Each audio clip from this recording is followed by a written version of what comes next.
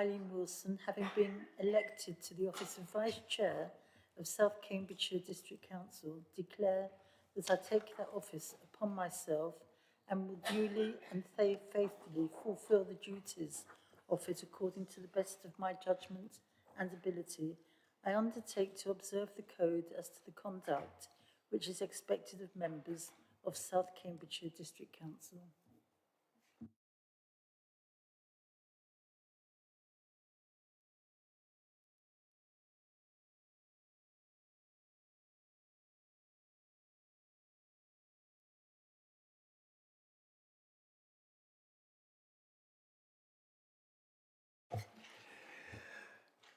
Again, welcome to this meeting of South Cambridgeshire District Council. My name is Councillor Peter Sanford and I am Chair of the Council. My Vice Chair is Councillor Eileen Wilson. As usual, this meeting is being live streamed and recorded. We also allow recording, filming and photography, so long as the meeting is not disrupted. Please ensure your phone is on silent. You should keep your microphone switched off until you are invited to speak. If participating remotely, when you're invited to address the meeting, please make sure your microphone and camera are switched on. And then when you're finished addressing the meeting, please turn your microphone and camera off. Members attending remotely should indicate their wish to speak through a chat message in the Teams meeting. Those present in the chamber should indicate their wish to speak by raising their hand. I will ask the Vice Chair to note the order of speakers. The chat facility should not be used for any other purpose except where necessary to write down a simple amendment. Complex amendments should have been shared with Democratic Services in advance of the meeting. When we move to a vote on any item, there is not clear affirmation. I will ask for a show of hands. Unfortunately, the automated system for logging votes is not working and won't be fixed today, so we're relying on old-fashioned technology, raising hands.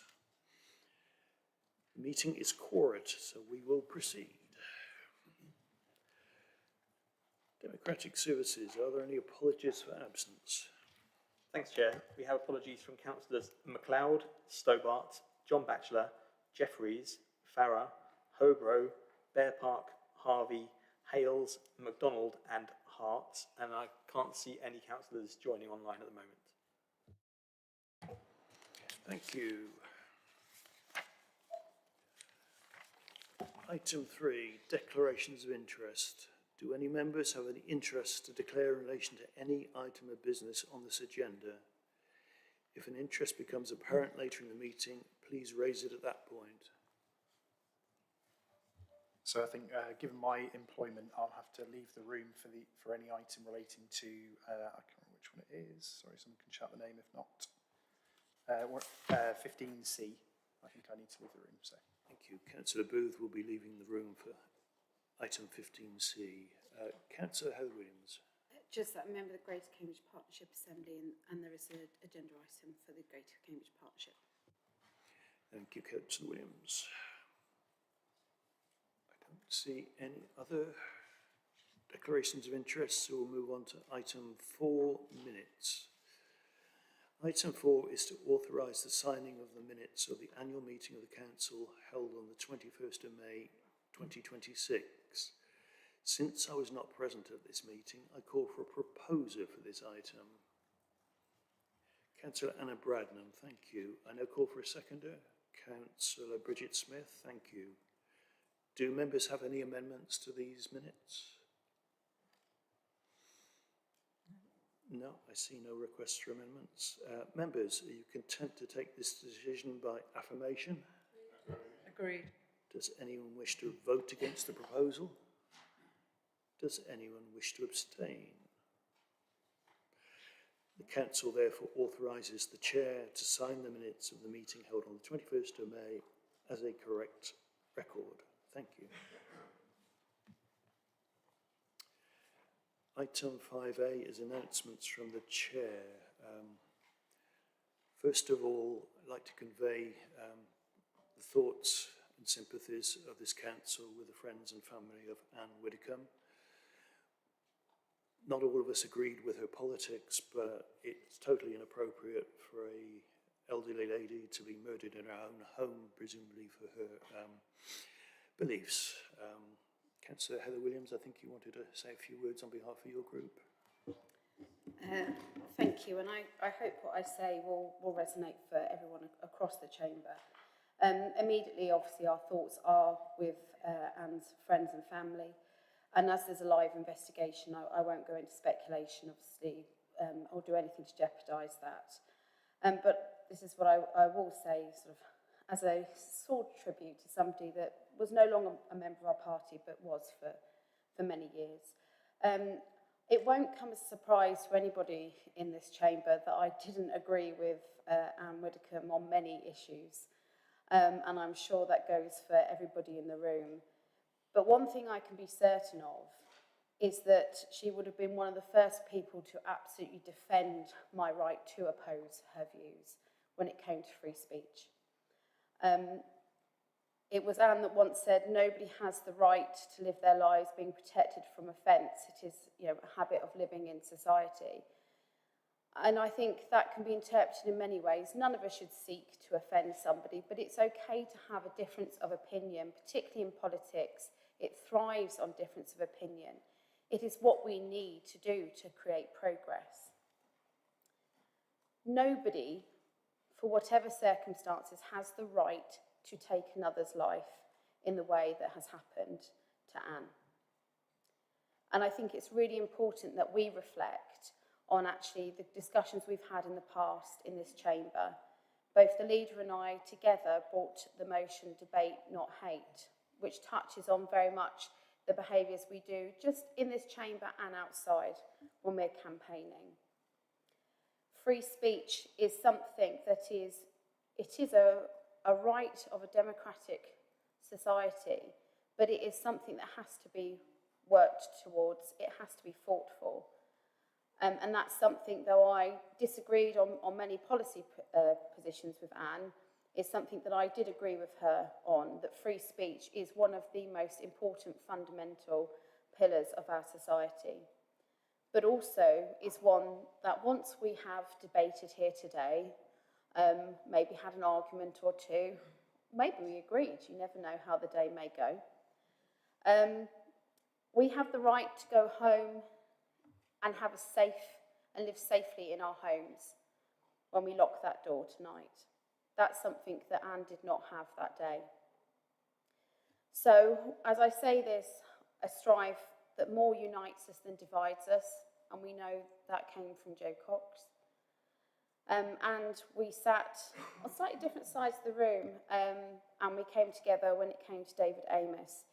So despite our differences in policy, I do hope that we are truly united when I say that the safety of all of us, all tiers of politicians, of all parties, is key to ensuring the preservation not just of civilised society, but democracy itself.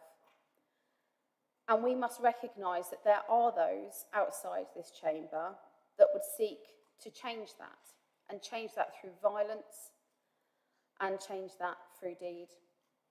So to them I will say, we will not cower, we will not be scared, we will not be silent. We will carry on doing what we think is right for the residents we serve. And although we may have disagreed with Anne, I do believe that that is how she would have responded had it been the other way round. As I say, our thoughts go to her friends and family, and we wish the police all the best in making sure that justice is served. Thank you, Councillor Williams. I'm sure everyone in the chamber will endorse your remarks. Two other announcements from me. In case you missed it, the December full council has been moved to Tuesday, the 8th of December at the request of the planning team. Your team's calendar should automatically updated, but if you've got your own private calendar, you may wish to make that change.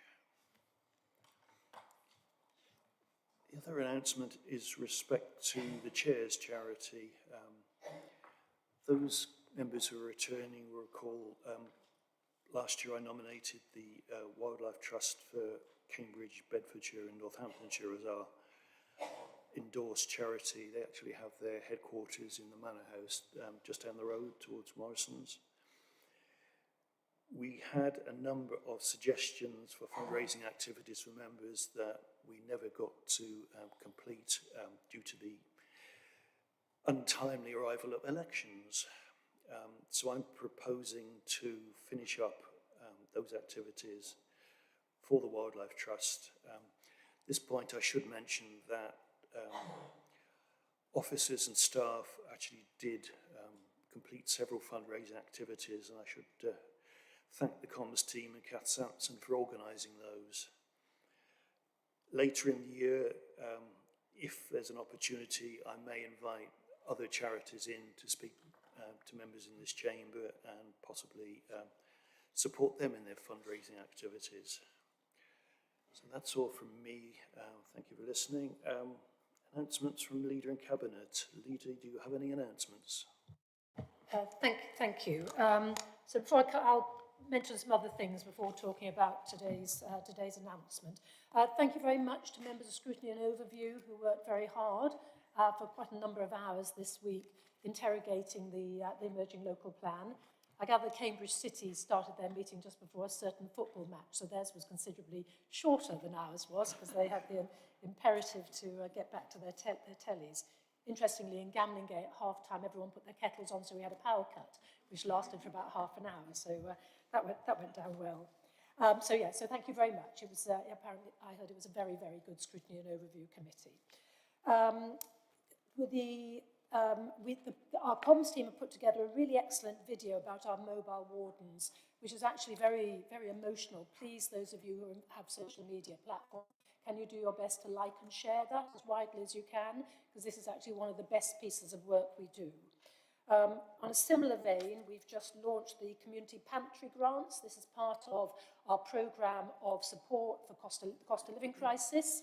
And again, nice little small grants to villages of all sizes to set up community pantries to start targeting those people who are struggling to feed themselves and their children.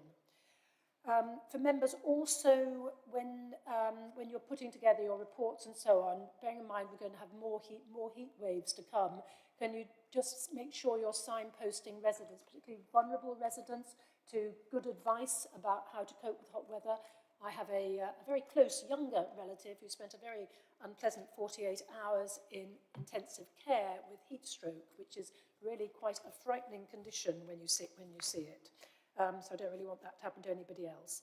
On a very positive note, the Unity Centre in Northstowe, which was my absolute pleasure to go and open some months ago, is just winning all the awards. So we have a very nice bit of wood here, which is, we have the East Prop Awards, the Best Low Carbon Building of the Year. I mean, that's a big deal. And the winner of the People's Award, which is fantastic. So there's that. Then, so I'll just get my glasses on. So those are the ones they've won. And then they're shortlisted for the BCIA Best Cultural and Leisure Project, the Building Awards Delivering Social Value, and the Off-Site Awards, the Best Use of Timber Technology. So huge congratulations to that team. I'm really glad that they and it was Keir, wasn't it, to put themselves forward for these awards. Fully expect them to win them all and to go from strength to strength. So thank you very much. Right, today's announcement. It's quite difficult to know what to say, really. Today should have been the day when I was making a speech about how we were going to work together, we were going to move forward, we were going to do what was best for the residents and the businesses of South Cambridgeshire. And instead, on the day the final decisions have been taken everywhere else, bar West Suffolk, our decision on local government reorganisation has been kicked down the road until October well, they said by October. I mean, we will see whether it's actually October. So that's 6 months before the elections for the new unitary council take place. 6 months. We can only speculate on why this may have occurred. So we know that Greater Cambridge is acknowledged as globally significant by this government and by the last government. And it's really regrettable that our political structure, though complex, is completely functional in this area. Myself, the other leaders, my colleagues and the other people in leadership roles, we all work together really well. We all talk freely to each other, and we have largely positive relationships. So politics in this area, unlike other areas, is completely and utterly functional, and it's working in the best interest of all our residents.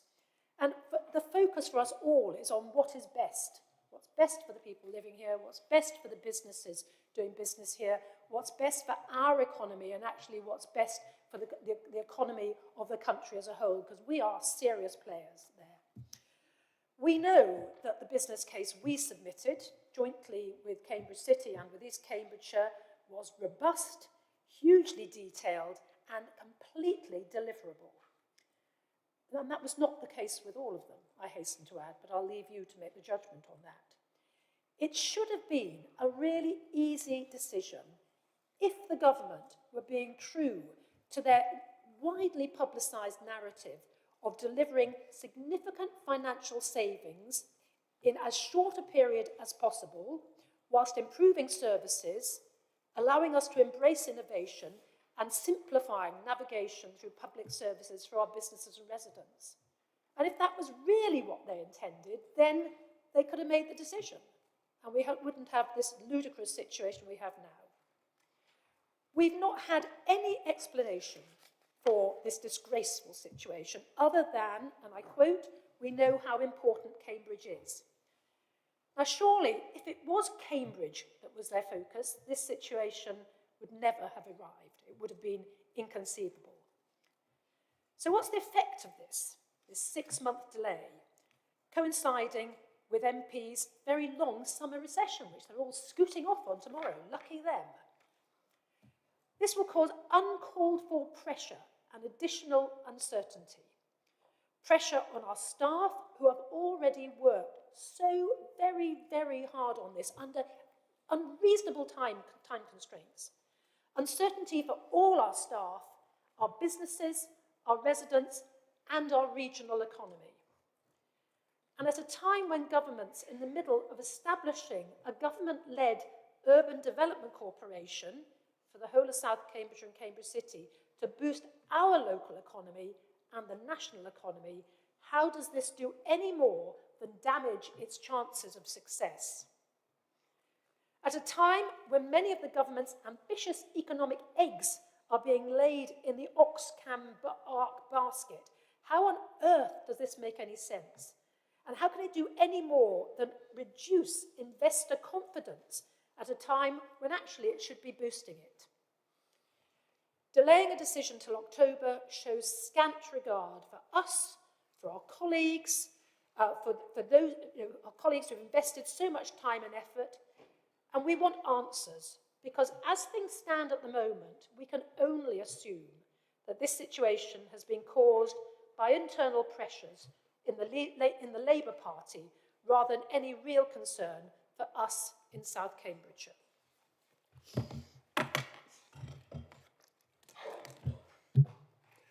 Thank you, Leader. I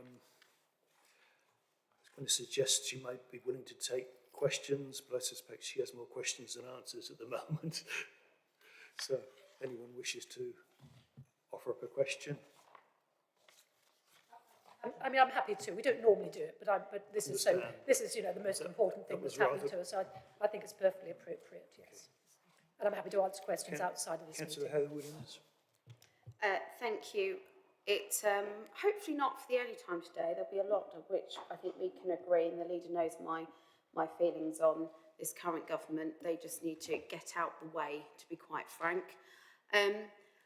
Can we have a commitment? I do appreciate that obviously they're going to go into recess and everything else, that any developments will be shared across party, and any responses that we are given sight of and our thoughts are included as well, to make sure that things are as strong as possible for when they reach the local government circles, as it were. Can I just say that I sympathise very much with the impact that it has on everybody in our authority, including our officers, but also for our residents as well. They are literally just playing around, thinking that we're just parts on a chessboard and it's not on. They need to be quite frank, they need to grow up. They need to think about the real repercussions of what they're doing, because actually we've almost got off lightly with the pause when you see of some of the decisions that they're making and just carving things up. They are putting forward things that have never been consulted on. And can I have assurances that if they try and do that here, and they try and do that, so our residents have not had any say or any voice as they're doing in other areas of the country, that this council will take every action it has at its disposal. Thank you, Councillor Williams. Leader? Thank you. So I suppose there is an argument that no decision might be better at this stage of the game than a really, really bad decision. So I think until such time as the government decide what to do, and of course it might not be the same Secretary of State making that decision, of course, it might be somebody with quite different views, I think it's very difficult to say what we would do. We will, of course, share stuff with you. Emails have been rolling in since the Minister's statement. Very happy. I mean, Liz will share those all on her weekly report. Needless to say, and I just hope they see sense. Quite honestly, but it was worth listening to the questions in the House actually that came to the Secretary of State afterwards. Yes. So I can't make any promises about what we'll do until I know what we're facing. But yes, of course, we'll share everything with you in the interim. Thank you, Leader. Councillor Anna Bradnam. Thank you, Chair, and thank you for your response, Leader. I just wanted to ask if you would make a comment on the fact that we were not entitled in the original proposals to put forward alternatives for boundaries, and yet proposals have been now agreed which did involve changes for boundaries. I wondered if you wanted to make a comment about that. So it was certainly the case that cutting across boundaries was discouraged. It wasn't excluded. They said that they preferred proposals put forward which respected existing boundaries. But from the outset, we've known a lot of places weren't going to do that. So,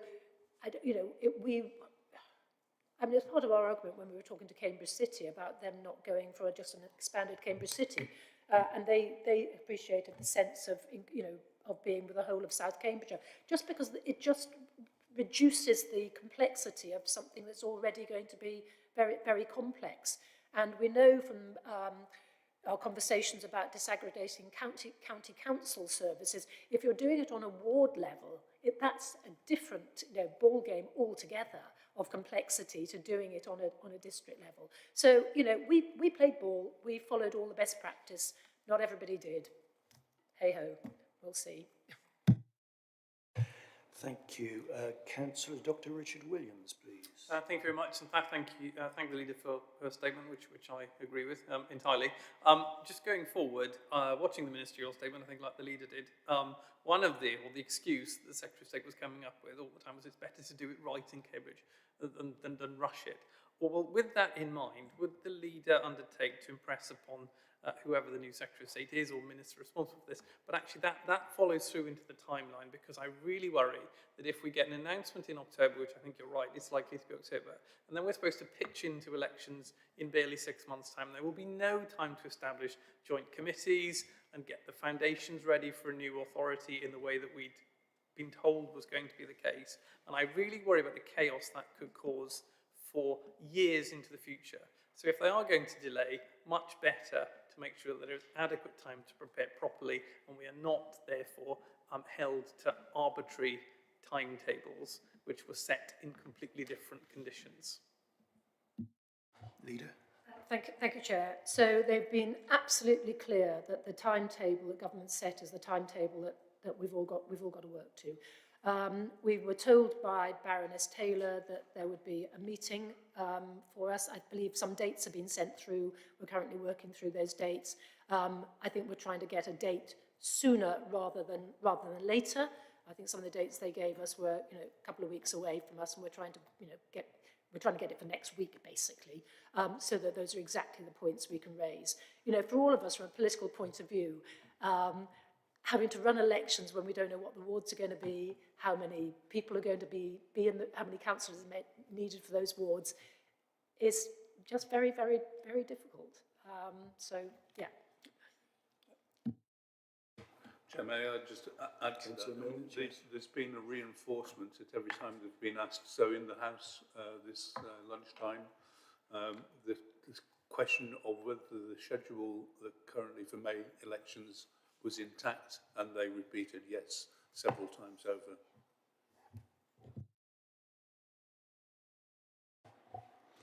Thank you all. I think we can move on to the next item at this point. And item 6 is public questions. We do have a statement from the Chair of Hayden Parish Council, which I'll take a little later under item 8 in our agenda. We also have a question from Mr. Tarek Saad. Mr. Saad, would you ask your question, please?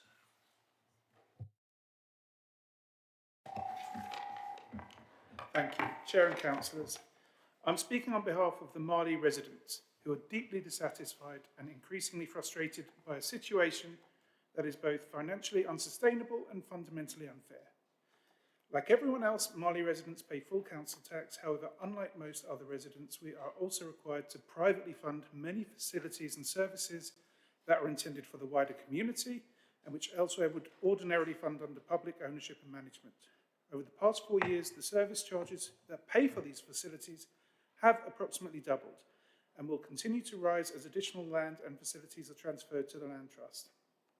These liabilities include a substantial community centre, open spaces, playgrounds, and will soon expand to include allotment building, many football pitches, a pavilion, tennis courts, further playgrounds, community gardens, and an additional community space.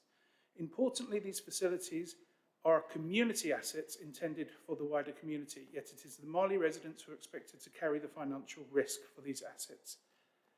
The frustration is not simply that residents are paying these charges, but also that we have no say in the decision making and no confidence that these assets are being managed efficiently or in a cost-conscious way. A residents' association was established to engage constructively with Hill and the Land Trust to find a solution.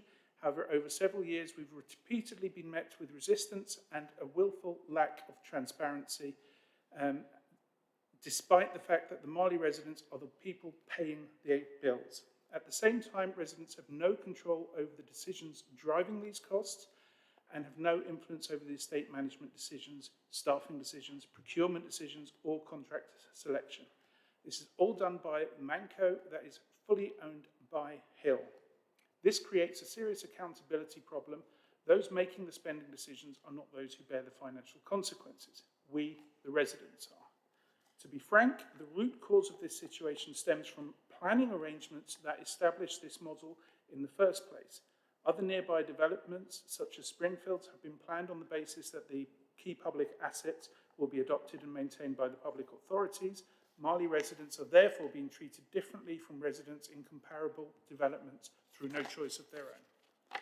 My question, therefore, is, given that this situation was caused by planning, will the District Council either provide financial support towards these annual charges to mitigate the inequitable outcome created by the planning arrangements, or actively pursue the rapid adoption of Marley and its assets into public ownership and management?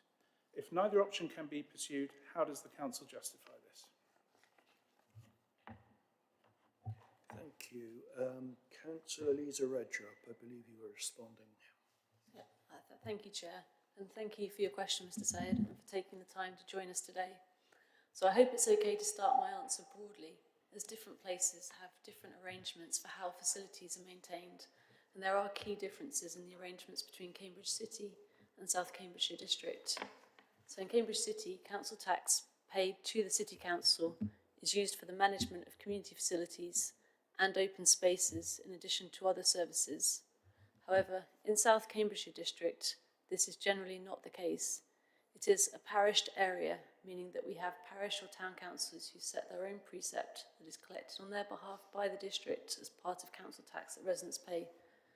The money from the precept is used to pay to look after local facilities and provide services such as maintaining open spaces. However, in new developments, it is common that this maintenance is provided by a management company, and this is the option that the developer chose for Marley. In planning terms, this is considered a legitimate choice, and the planning authority is only able to insist that management is put in place, not the nature of that management.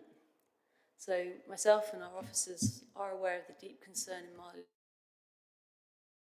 Is that okay? Sorry, about the increases in the service charge for community facilities and open spaces, how the facilities are run, and the issues with transparency, in particularly relating to the late provision of the management company's accounts. Issues with management companies are also recognised at a national level, and once it comes into force, the Leasehold and Freehold Reform Act 2024 will strengthen people's rights with regard to management companies. However, right now, the outcome of planning appeals and national policy has made clear that the local planning authority is not able to insist upon the transfer of land or community buildings to a local authority through the planning permission. The extent to which the council can direct the contractual relationship between home buyers and the developer around such arrangements is unfortunately limited. This is a contract between two parties. Noting the concerns raised by residents around escalating charges, the council is seeking to explore whether through its emerging local plan policy and planning obligations there is scope to improve this process for future developments, so that the developer must demonstrate they have positively engaged with the existing parish council before pursuing the establishment of a management company. At Marley, we do not have any powers to intervene in the operation of the management company. I am nevertheless aware that officers have sought to engage Hill and the Land Trust to encourage them to provide more details to the local community on these charges. And they're happy to continue to try and help with that engagement. So again, they're happy to write to Hill and request that they provide more details, not only on the charges, but also on governance and process for how residents' voices can be included in operating the facilities on site, to try and help people living at Marley be better engaged in shaping and managing. In addition, if Marley Residents Association, or perhaps Fenderton Parish Council at some point had a desire to take on the management and maintenance of the facilities, the council would also be happy to engage with Hill to help arrange a meeting to discuss it. The council would also provide help and support to help assess feasible options if that was a route that anyone wanted to take. Thank you. Thank you, Councillor Redrup. Mr. Sard, if you wish, you may ask a short supplementary question that arises from your original question. So thank you for that. But at the end of the day, I'm hearing can't help, there's not a lot we can do. So to my mind, it comes down to how is this allowed from the planning side? How can it be acceptable that during planning, they put us in this bind? I'm trying to choose my words carefully there because, you know, we are very, very frustrated and we have no control. They're hiring another full-time employee to do work that we don't understand what it's there for. We have no choice in who's going to be hired, how much it's cost, even if it's, you know, we have no say. You know, it's the, you know, no taxation without representation thing that's, you know, very recently. Yeah, it's. I suppose I don't know what the question is there. I'm just, yeah, flabbergasted and don't know how to move forward. Because it is such a large, so if it were a smaller estate, if it were 100 houses, as happened to one of the neighbouring estates, it would be straightforward to take over. But taking over a place of 1,400 houses, that's not something that we as residents can do. So, you know, I'm just asking what help can be provided. Thank you, Councillor Redrup. Okay. Thank you for expressing your frustration and for letting us know. It is a difficult problem for us to look into, and all I can say is that our officers and myself do want to help in any ways that we can, and so we will be happy to look into this further and see if there is more that can be done. I'm not sure what that could be or what that could look at, so I am sorry, you're struggling to articulate your question and I'm struggling to articulate an answer to that, I guess. But I have been talking to your district council representative today and committing to talk to her and try and keep communication open on and find ways that we can move forward on this. So I'm sorry that it's not the answer you're hoping for today, but thank you for coming in. Thank you both. There are no further public questions. At this point, I need to apologise. I skimmed through item 5C, announcements from Head of Paid Services. Are there any announcements from the Head of Paid Service? Don't have any announcements, thank you, Chair. Thank you. Item 7 is petitions. Understand that no petitions have been received. Which brings us to item 8. Hayden Neighbourhood Plan, making brackets adopting the neighbourhood plan. I invite the leader to introduce this report and move the recommendations. Thank you very much. Yes, it was to be Councillor Batchelor. He's stuck on a train, I believe. So we've got representatives from Hayden. Hello there. Hello. Thank you very much for coming. So I've just learned today that Hayden is on the highest point in Cambridgeshire, apparently. So it wasn't quite the Alps, but it's still a lovely claim to fame. So and you're very small, and it always impresses us hugely when small places produce fantastic work. And I often say, you know, it's the small places that punch above their weight more than the big ones. So what I personally like about what you've done, you've put the environment, nature, climate and so on absolutely at the core of everything you've done. And I think you have much to be very, very proud of. I know you've worked collaboratively with our planning service. I think you've turned this around in an incredibly short period of time. I think I'm correct in saying. I think the one for my own village was about 5 years, and I think you've done it in half that. So that's great. You've had a massive result on your consultation with 92% of people thinking it was great, which it is, so that's marvellous. So as you know, once the neighbourhood plan is adopted, it becomes part of the development plan for South Cambridgeshire and hopefully, you know, helps make Hayden an even better place than it obviously is already. We welcome the 12 objectives you have and the 14 community actions that are going to deliver your vision of Hayden being a distinctive, tranquil rural settlement, accommodating appropriate sustainable development whilst retaining its unique built and natural qualities and facilities and services to support the needs of the village and communities. So the policies contribute to positive and sustainable development. I will go through these. I know that you don't need to know what they are, but just for the members, it's about protecting and enhancing the landscape character and the setting of the village and the wider landscape, which is very beautiful, protecting its distinctive built environment characteristics and its heritage assets, guiding new development to be sustainable and resilient to the effects of climate change. That's music to my ears, and a lot of developers don't understand that. Preserving and enhancing the local green spaces, protecting and enhancing biodiversity, protecting the dark skies of Hayden. That's very, very lovely. Deliver homes that meet the village's needs, take suitable opportunities to deliver community meeting space in the parish and ensure new development addresses existing shortfalls in community infrastructure, including public house safeguarding site. And lastly, the plan looks to protect and improve the network of rural routes suitable for safe for use by walkers. And as a walker, again, that's music to my ears. So my thanks to the policy team, who I think have given a lot of support and helped all the volunteers. I think from the parish council have been the main drivers for this, I think, haven't they? Help them put together something that's really very exciting. So yeah, so hopefully this will all be adopted. I don't know if the representative from Hayden would like to say anything, Chair. Thank you.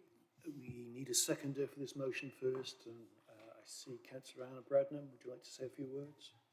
Thank you, Chair. I'll say a few words now, and I wanted to thank Stephen Buxey for coming along, and I wanted to congratulate I speak as chair of the planning committee, so I'm really keen to see these neighbourhood plans and to respect their views when we if we're considering planning applications that affect them.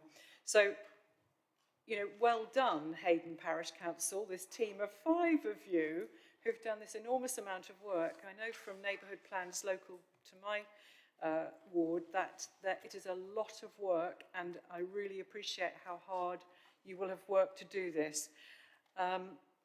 Since 2022, I believe, so it's all thereabouts, since you did your community engagement exercises on earlier stages.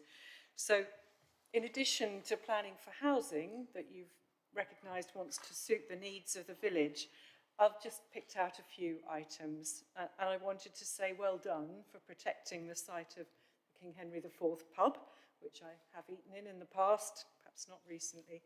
And I know that you're protecting it for community, as a community space. And as the leader said, good that you're protecting footpaths through the village and connectivity. And also, I noted preserving Hayden's dark skies, which I found quite engaging. But, you know, what this indicates is the distinctly rural character of Hayden, which you're trying to protect by means of this neighbourhood plan. So I just wanted to say thank you very much for all your hard work. Congratulations, and I'm delighted to second the Hayden Neighbourhood Plan. Thank you for bringing it to us. Thank you. Councillor Redrup, did you wish to speak on this item or another item? If that's okay, Chair, I'd just like to read a statement from the local member, Councillor Hobro. Would that be Yes, okay? go ahead. Brilliant, thank you. So he's very sorry that he couldn't be here today, and so he asked me to read a statement out on his behalf. So he says, Hayden sits at one of the highest spots in Cambridgeshire, where we can all enjoy some of the finest views across the county. This neighbourhood plan will help to preserve the unique character and setting of the village for future generations. Congratulations to the Parish Council, the planning team at the District Council, and everyone in Hayden who prepared and supported the plan. Thank you. I now invite Stephen Buxey, the Chair of Hayden Parish Council, to make a statement.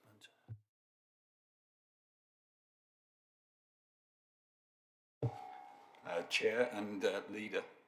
There's a new saying called follow the leader, I think, in all of this. I am the Chair. I have a script.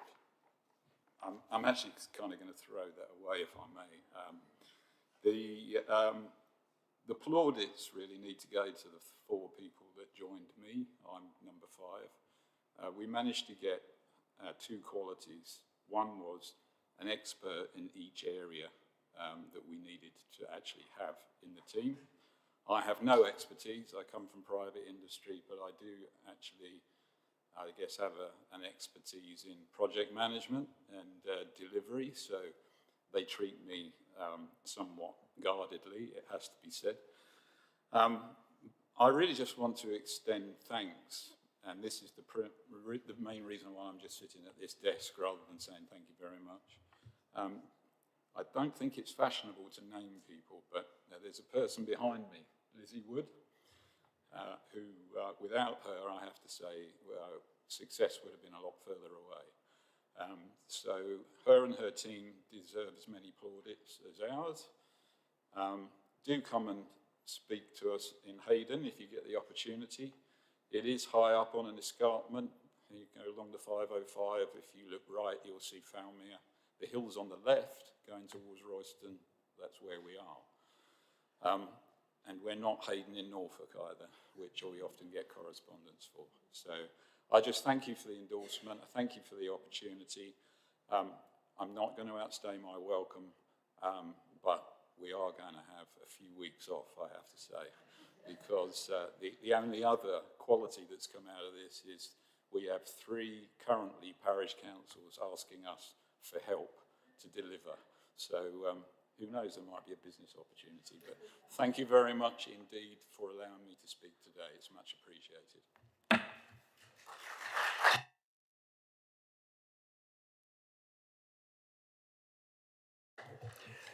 Thank you, Mr. Buxey. Does any member wish to speak on this item? Councillor Heather Williams. Thank you, Chair. Just to extend our congratulations, and I particularly reference paragraph 15 with your majority. That's something that many of us in this room would be very envious of, to have a 92% majority.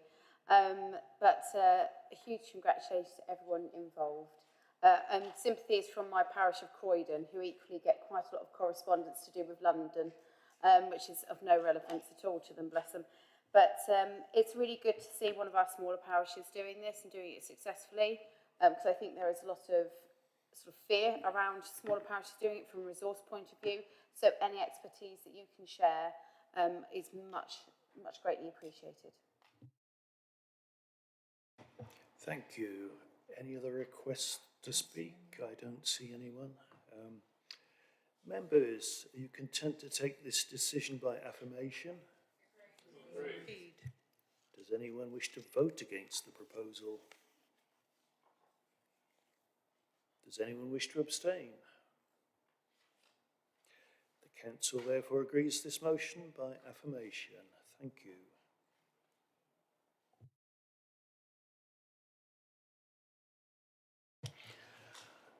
Item 9 is a report and recommendation from the Independent Remuneration Panel. Recommendation from the panel relates to the recent HMRC increase in mileage rates from 45p per mile to 55p per mile. This change has already been adopted for the officer scheme, and the recommendation here from the IRP is that this change is adopted for the member scheme. Can I ask for a proposer for this item? Leader Bridget Smith. Yes, thank you very much. This is really just administrative. It's just to bring us in a recommendation from HMRC, recommendation from them. It's already been adopted for staff. It's just a formality, hopefully. Thank you. Thank you. Can I call for a seconder for this item? Councillor Natalie Warren-Green. Just want to reiterate that's a dictate from HMRC, and it has been at 45 pence a mile for many, many years. I think in my career it's always been that, and so going up to 55 pence a mile for cars makes absolute sense given the cost of living and the cost of fuel. I particularly like seeing called out here motorcycles getting 24 pence a mile and bicycles getting 20 pence a mile, and I think that's really good to reflect our active travel policies and supporting people to get on their bikes. Thank you. Does any member wish to speak on this item? Okay, I see no requests to speak. Members, are you content to take this decision by affirmation? Agreed. Does anyone wish to abstain? Does anyone wish to vote against the proposal? The council therefore agrees the motion by affirmation. Thank you.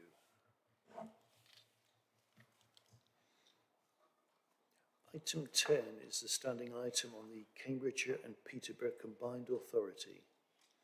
Updates from the Combined Authority have been published as part of the supplementary pack to the agenda. Do our representatives on the Combined Authority have any comments they wish to make? Thank you, Chair. The one thing that I'll bring to our meeting today is yesterday's CPCA meeting, and I think the most significant item on there, other than my rather scurrilous suggestion that we appoint a member from one of the Greater Cambridge area councils rather than the offer to the mayor, but that didn't go down particularly well in some quarters. But I'd like to note that we accepted the Greater Cambridge Transport Strategy document, which I spoke warmly of previously, and we hope to get the missing elements, fundamentally the financials and the traffic modelling that are missing from the report as it is at the moment. So that's, I think, the most significant part of our interest in yesterday's meeting. But happy to answer any questions, obviously. Thank you, Councillor Milnes. Are there any questions for our representatives on the Combined Authority? Councillor Heather Williams, please. More a statement, Chair. Nice to know this authority can play nicely when it wants to.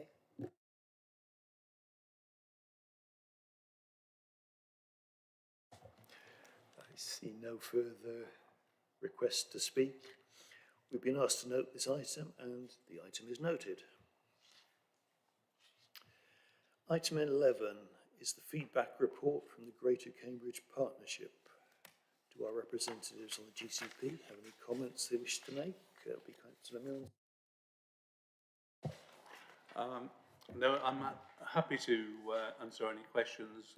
Notably, we pushed forward at the board meeting last on various schemes, including Mayon Greenway in the Sawston area, as well as the Meldreth and Melbourne. So progress on that really quite successful Greenway scheme that is so important to our active travel strategy. Thank you. Thank you, Councillor Milnes. Are there any questions for our representative on the GCP? Councillor Heather Williams, then Councillor Dr. Richard Williams, please. Thank you. Just to note, I do love the way that the minutes done at GCP on page 171, well, 2.3. The one member that argued that villages did not benefit from GCP infrastructure should not be expected to subsidise city schemes, for transparency, was me. Can we have reassurances that that is being pursued further by the board? And can we have some idea as to what percentage of the SIL will be going to the GCP? Because the warm words of response that we've had of, oh no, you know, don't worry, we just need to get it through to the next phase, aren't really concrete for our residents to have reassurance in. So we need to know what sort of ratios, how much money from the SIL policy here is going to be going to the GCP. And secondly, after all the to's and fro's and court case and everything else, what happened in relation to the Balk Path and why did that go the way it did? So I'll pick up on that last point. So the Balk Path was an additional option on the Comberton Greenway. Sorry, the Barton. I hesitated because it was the Barton Greenway. Excuse me. So it was an additional route, and the principal reason that we decided to not include it on the Barton project was the cost-benefit ratio of a relatively small additional option that would have been really quite expensive per person per use. Oh, sorry, I've got a second question that was your first part, which was about the SIL. And as far as I'm aware, that's the primary destination for SIL is towards the Greater Cambridge Partnership transport schemes. So as far as I know, that's an accurate description of its intent. Councillor Heather Williams. So on both those points, if we could just have clarification that because you're no longer with the Balk Path, that means that the idea of the Balk Path was it could be an alternative to the incredibly unpopular route that goes through Grantchester itself, and obviously the council was taken to court over and everything else. So is it a case of not looking at that full stop, or are you going to pursue, the GCP going to pursue the most unpopular route? And when it comes to SIL, so we've now had conflicting advice in this chamber from the last meeting to this one. It was that SIL was predominantly going to the GCP. Then it was no, if you know there were other strategic transport issues, that not all the money was going to SIL. And now, from what the deputy leader says, we're back to the original of predominantly all the money from SIL is going to the GCP. How does this council justify residents in my area who do not benefit from it, one iota, receiving development and not seeing strategic transport in their area, or indeed the leaders' area in Gamlingay, benefiting from it?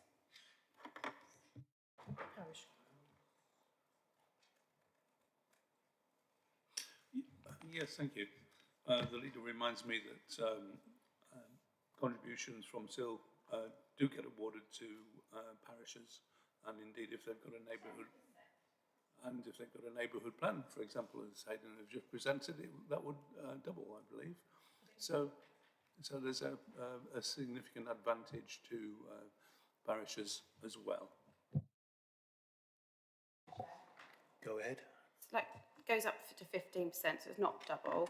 And still, that is a huge amount of money going elsewhere. I don't believe I had an answer to that question as to whether areas such as myself and the leaders will be funding Cambridge City. Oh, I'm sorry that you're not happy with my answer.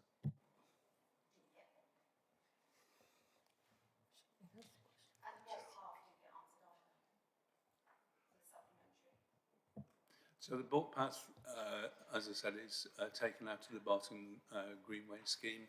The remaining one involving Grantchester will be the Haslingfield Greenway, and you were suggesting, I think, there was no public support for some of the schemes, but actually there's a difference of opinion, for example, from the consultations that we had with the different villages, where there was a disagreement effectively between those of the routes that they preferred.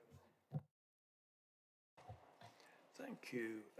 Councillor Dr. Richard Williams, please. Thank you very much, Chair. It's just a point relating to item 5 on page 173, which is probably an item close to the Deputy Leader's heart and my heart, which is the Sawston Greenway.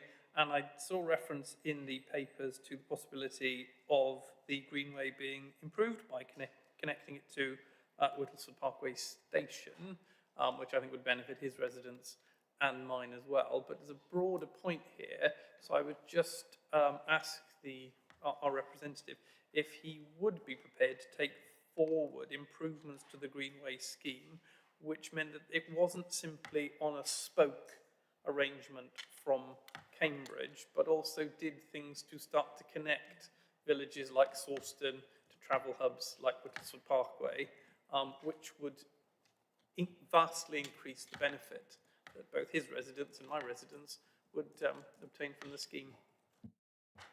Councillor Milnes. Yeah, so my answer to that is, fairly obviously yes, because anything we can do to improve active travel routes in and around our villages, as well as in and out of the city, would be admirable.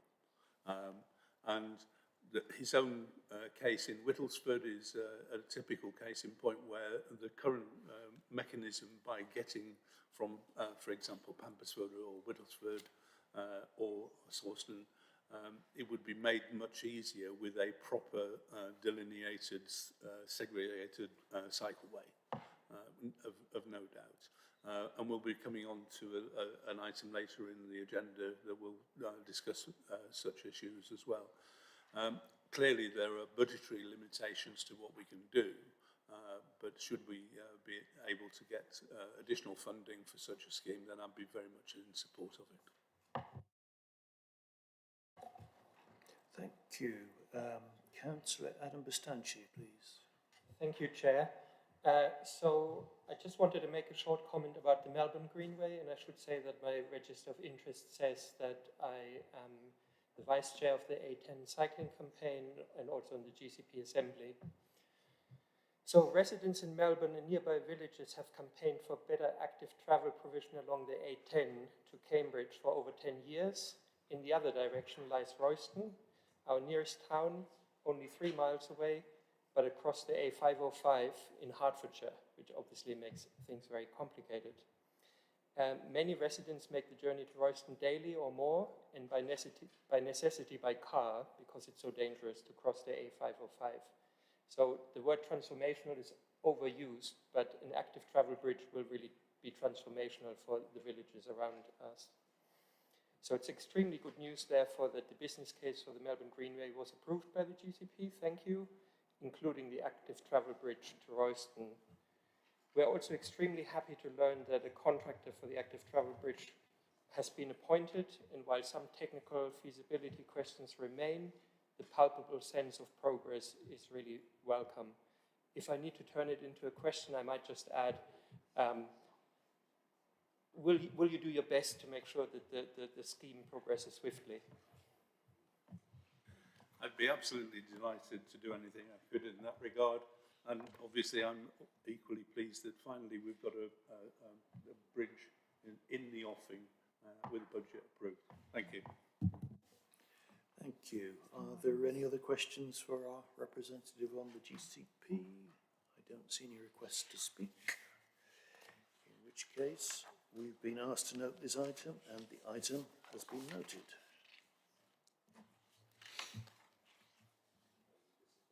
Item 12 is the standing item on the Cambridge Growth Company. I invite the Leader of Council to speak on this item. It's a pretty comprehensive report, so I'll assume people have read it. I'm happy to answer any questions. Does anyone have any questions for Leader on the Growth Company? Councillor Dr. Richard Williams, please. Thank you very much, Chair. We might obviously have got a question related to this, so I won't go over the same point of my table question, but one thing that emerged in scrutiny on Tuesday was that the Growth Company has commissioned some work with the planning service looking at transport infrastructure in the rural southern cluster. I wasn't aware of that. There's probably no reason why I should have been, but there is work going on, it seems, between the Growth Company and the council that is of interest to many members, I'm sure, in this chamber.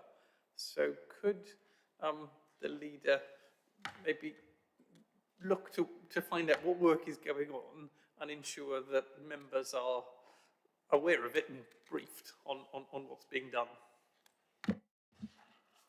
Thank you, Chair, through you. Yes, of course. And just because you're not cited on it, do not assume that it means that I'm cited on any more than you are.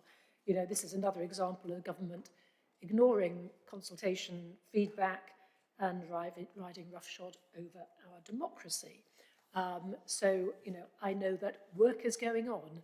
I'm probably more cited on the work that's been going on through the water group, because that does get reported back, but I don't know what else is going on at the moment. We have one, if not two meetings next week, and hopefully once the DevCo has been formally formally exists, then we might be able to find out more. So, yeah. Thank you. Councillor Heather Williams, please. Thank you, Chair. Slightly concerning that sort of 3 pages is considered, you know, an in-depth full report.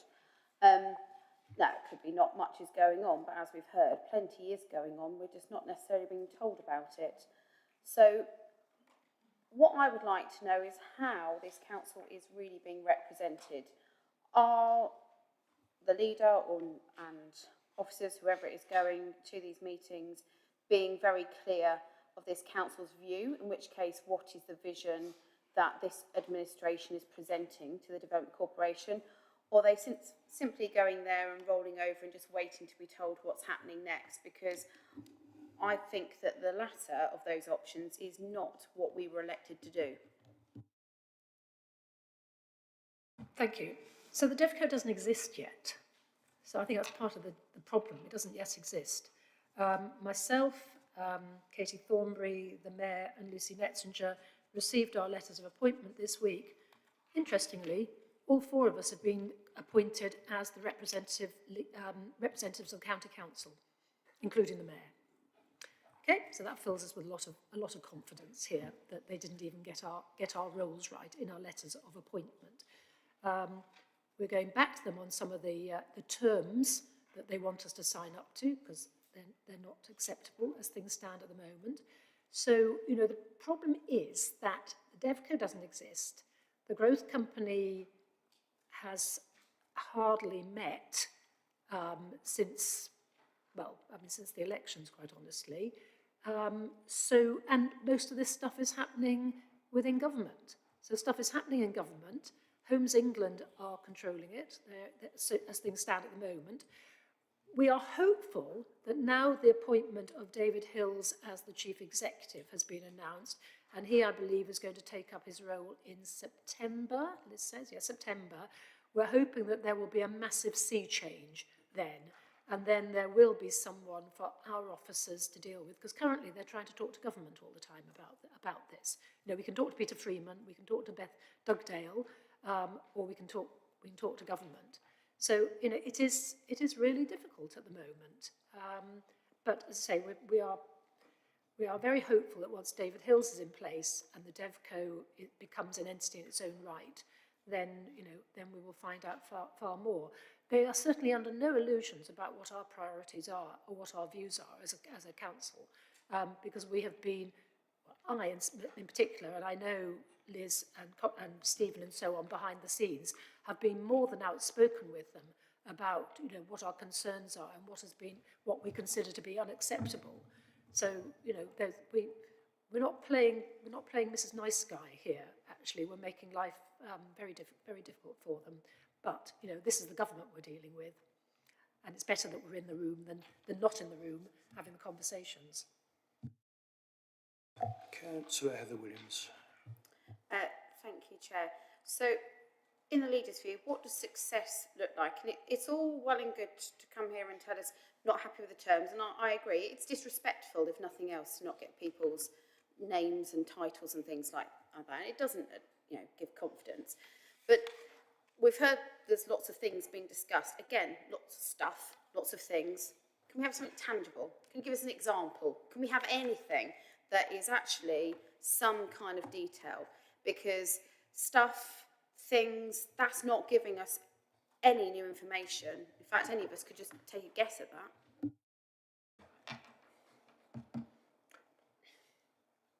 So some months ago, we had a report back from Paul Leinster on behalf of the Water Shortage Group. So, you know, I know there's been proposals put forward, there's been work done there, which has actually helped us to get, you know, to get this development born going. I'm going to get to the first bit of your question. What does good look like? So good to me looks like something that gets its paws off our shared planning service and actually focuses on solving the problems that we, as the local authority, we, Cambridge City, the County Council, the Mayor, cannot solve between us. And that's the big infrastructure issues. The water crisis, the roads, the congestion, the health provision, education probably as well. So it's something that comes in and adds value and starts to solve the problems that we, between us, cannot solve ourselves, because either we haven't got the powers or we haven't got the money, more critically.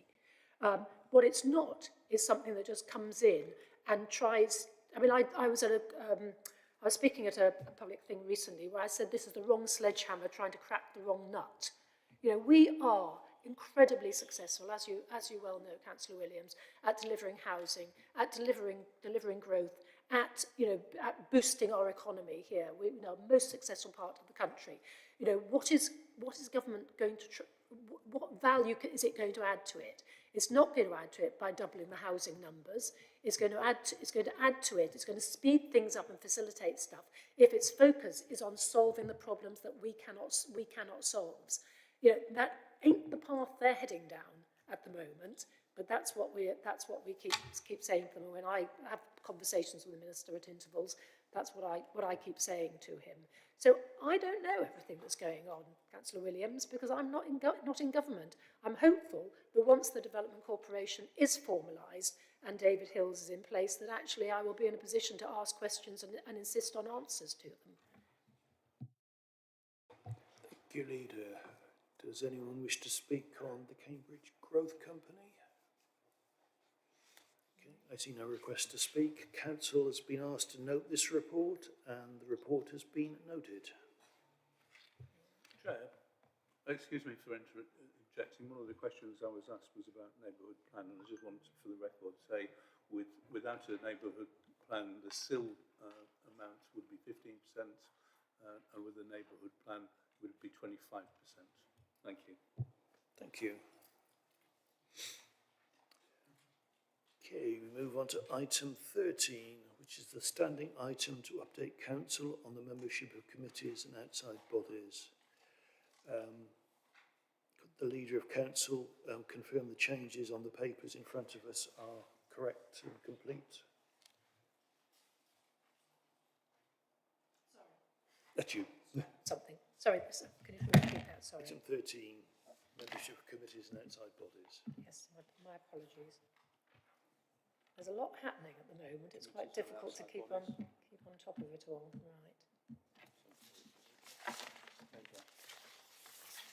I've got a piece of paper here. Forgive me. Right. So council's representatives. No, hang on. That's the wrong one. Oh my goodness. Not doing well here. Right.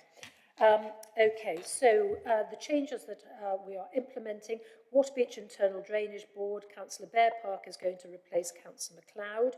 The Employment and Staffing Committee, Councillor Warren Green is replacing Councillor Damery Homan. Planning Committee, Councillor Farrar is replacing Councillor H. Batchelor. Planning Committee, Councillor Damery Homan is replacing Councillor Wilson. Licensing Committee, Councillor Lunn is replacing Councillor Damery Homan, and Climate and Environment Committee, Councillor Garvey is replacing Councillor Damery Homan. And to confirm that Councillor Rixham and Councillor Stobart are the substitutes on JDMC. My apologies. Thank you. Just to clarify, some of those positions on planning and on licensing, on SEAC, were as substitutes. Just for clarity. Thank you. Leader of the Opposition, do you have any changes to report? No, we're quite happy. Every, se- every, I was going to say, change your party name to the Williams Party. Thank you. We move on to item 14, questions from councillors. I remind everyone that a period of 30 minutes in total is available for questions when notice has been provided, questions set out on the agenda. I remind members that if a member is not present to ask their question, or if we run out of time, those questions will be responded to in writing. And members do not need to read out their entire question. If they just wish to see as printed on the order paper, that's perfectly acceptable. Question A will come from Councillor Heather Williams. That's on the order paper, Chair. Thank you. Councillor Warren Green, I think you're responding to this one. Yeah, I am. Thank you, Chair. Okay, I just want to actually reiterate a little bit of this question, because the question is asking for the council to spend on lanyards, posters, banners, and how many have been bought. So it's all of those things. The council has spent £5,176.81 on lanyards between 2018 to 19 and financial year 2025 to 26, including all related lanyard costs and replacement of 2 printers. The banners and posters are used when necessary to promote council project schemes and campaigns across the district, and the associated costs are charged directly to relevant project budgets. So it's not feasible to identify every instance where posters and banners have been used and associated costs, but we can provide an example. So a more complex project. So the large A0 boards at South Cambs Hall, for instance, featuring the corporate plan values. The cost of that, the design work, was £80, and this design work included website graphics, social media assets, and the A0 boards themselves, and also printing of 8 sets of Formex boards, and we have 5 boards per set, which came to £352.22.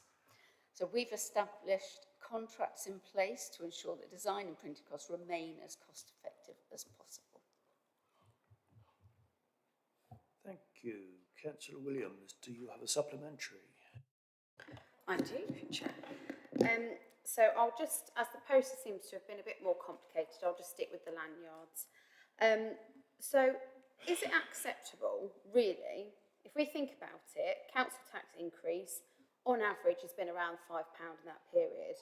that over 1,000 people's council tax had to go up in order to put something different around someone's neck. And what actually happens to the lanyards? Because this council's green to the core, but you can't really recycle lanyards. So what are you doing with them? Councillor Ron Green. I think lanyards have come up before in debates, and first off, is it acceptable? Well, yeah, lanyards have got a real purpose, and I'm sure we'll all accept that it's internal communication as well as external communications, and it identifies the roles people have, the values we stand for, and over the years, it's become more and more sophisticated to be able to identify those different roles and what we're standing for as a council. And I think that's normal practice, whether it's public sector or private sector, and it would be very interesting to see how many residents might oppose that. In terms of what happens to the lanyards once we've used them, I actually don't know, but there might be able to, I think that people with personal discretion keep them. I mean, as far as I'm concerned, I keep my lanyards I keep and I reuse if I can elsewhere. Obviously not this one because it says councillor, but if it's just a plain lanyard, which we've had at some points, reuse them, but it's personal discretion what happens to those lanyards. It's issued to a person. It's not council property at that point. Thank you. Thank you. And there appears to be a variety of lanyards being worn in the chamber today, which is also interesting. Moving on, question B, Councillor Dr. Richard Williams, please. Question as on the order paper, Chair. Thank you. Leader, I believe you're responding to this one. Thank you. So it's going to be a short reply. So we are our ongoing consideration of the government's decision on a development corporation has included seeking legal advice on the legal soundness of this government's decision, and we're still awaiting the final advice on that. Thank you. Councillor Dr. Williams, do you have a supplementary? Yes, I do. Thank you very much for that answer, Leader, which is very reassuring to hear. Just to say, really, that I understand why, the Leader said it again earlier, that it's important to feel that we're in the room, and I completely understand the Leader's position on that. And, as we know, she and I agree on this. It's a totally unjustified power grab, and there's absolutely no justification for taking planning powers away from us. And it's, apart from anything else, it's causing a lot of delay to planning applications and development, and it's also causing a lot of, upset and worry amongst the planning staff who've done absolutely nothing wrong. They've worked very hard, and, they're being threatened as a result of it. But I think having accepted that, the Leader's position that it's useful to be in the room is reasonable. I think they may come a point where we need to cut up rough if they insist on essentially taking everything away from us.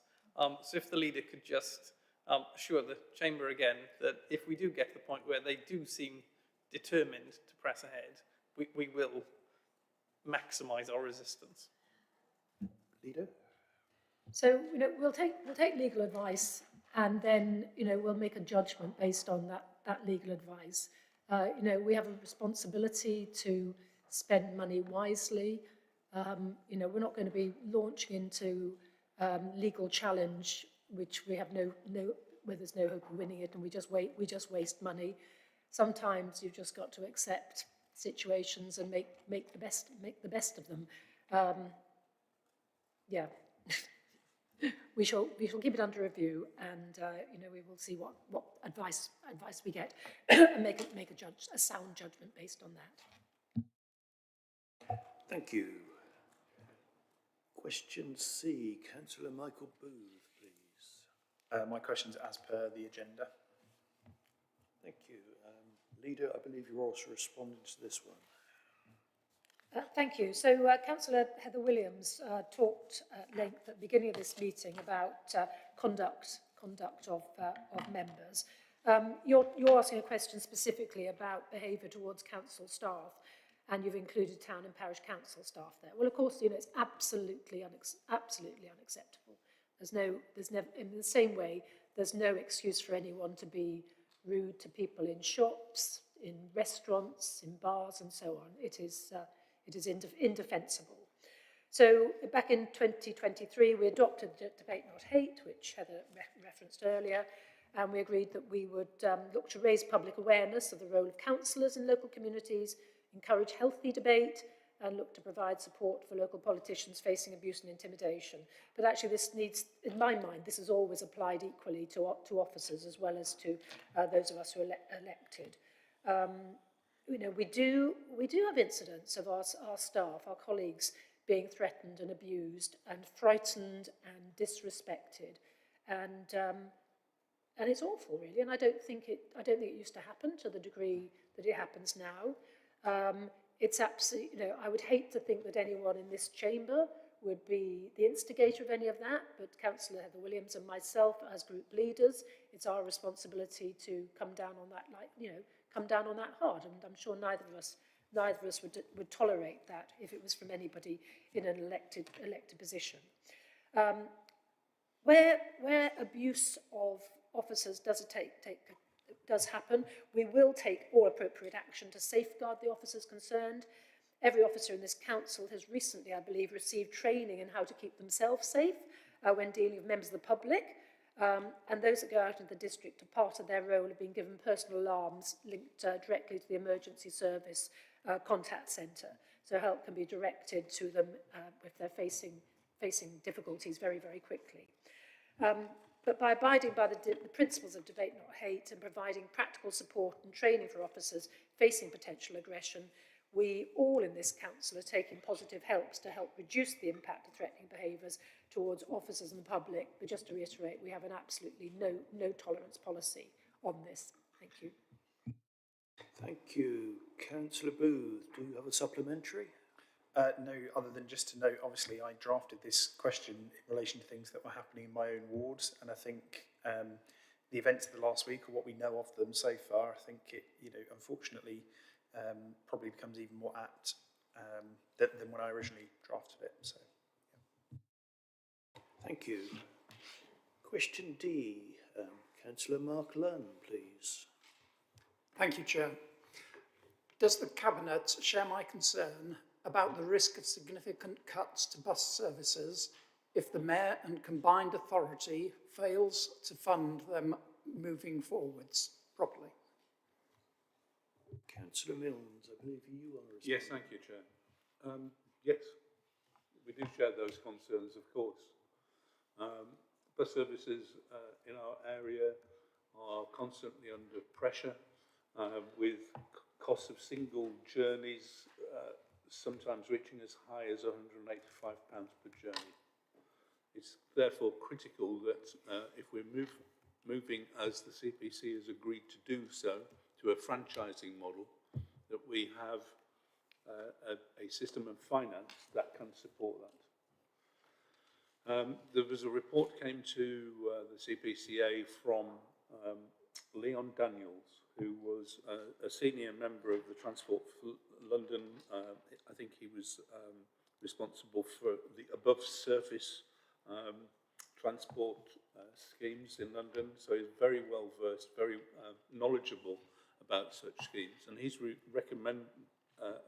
his recommendations were that we do a step-by-step introduction of franchising rather than to do it in one fell swoop. And part of the rationale he said for that was indeed to raise the appropriate finance. Now, we've got some sort of resistance in amongst the CPCA and the Mayor over introducing additional precepts for financing the franchising option that we're looking to do, but that's still under debate and still questionable. So, absolutely, we are very conscious of the potential impact to move to franchising on budgets, but the bus services are constantly under threat because of their financial viability. So we have to take those decisions with all of that in mind. Thank you. Councillor Lunn, do you have a supplementary? I do. Thank you. Does the Deputy Leader also agree that the mayor also needs to make sure that funding for bus services doesn't come at the expense of the Tiger Pass? Yes.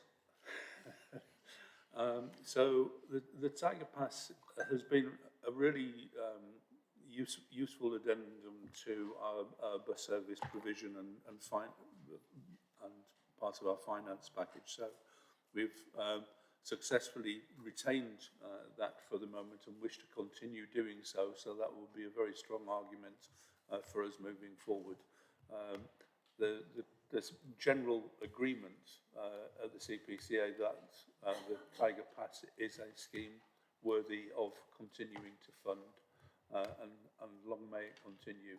It's been a lifeline for many people getting into work and education, so we're very much in favour of that continuing. Thank you. Question E, Councillor Aisha Rashid, please. Thank you, Chair. As written. Okay, I believe Councillor Henry Batchelor was down to respond to this, but I believe he's still stuck on the train. Deputy Leader, I think he was fitting in. I will, Chair. Thank you. Okay, Councillor Given that, although the question relates directly to planning, but obviously the extreme weather we're experiencing is a great concern to me in my role as the Cabinet Member for Environment, and I really appreciate the pertinent question from Councillor Rashid. So on behalf of Councillor Henry Batchelor, the Council's adopted local plan and associated supplementary planning documents are already being used to ensure that new developments across South Cambridgeshire respond appropriately to and can adapt to consequences of climate change.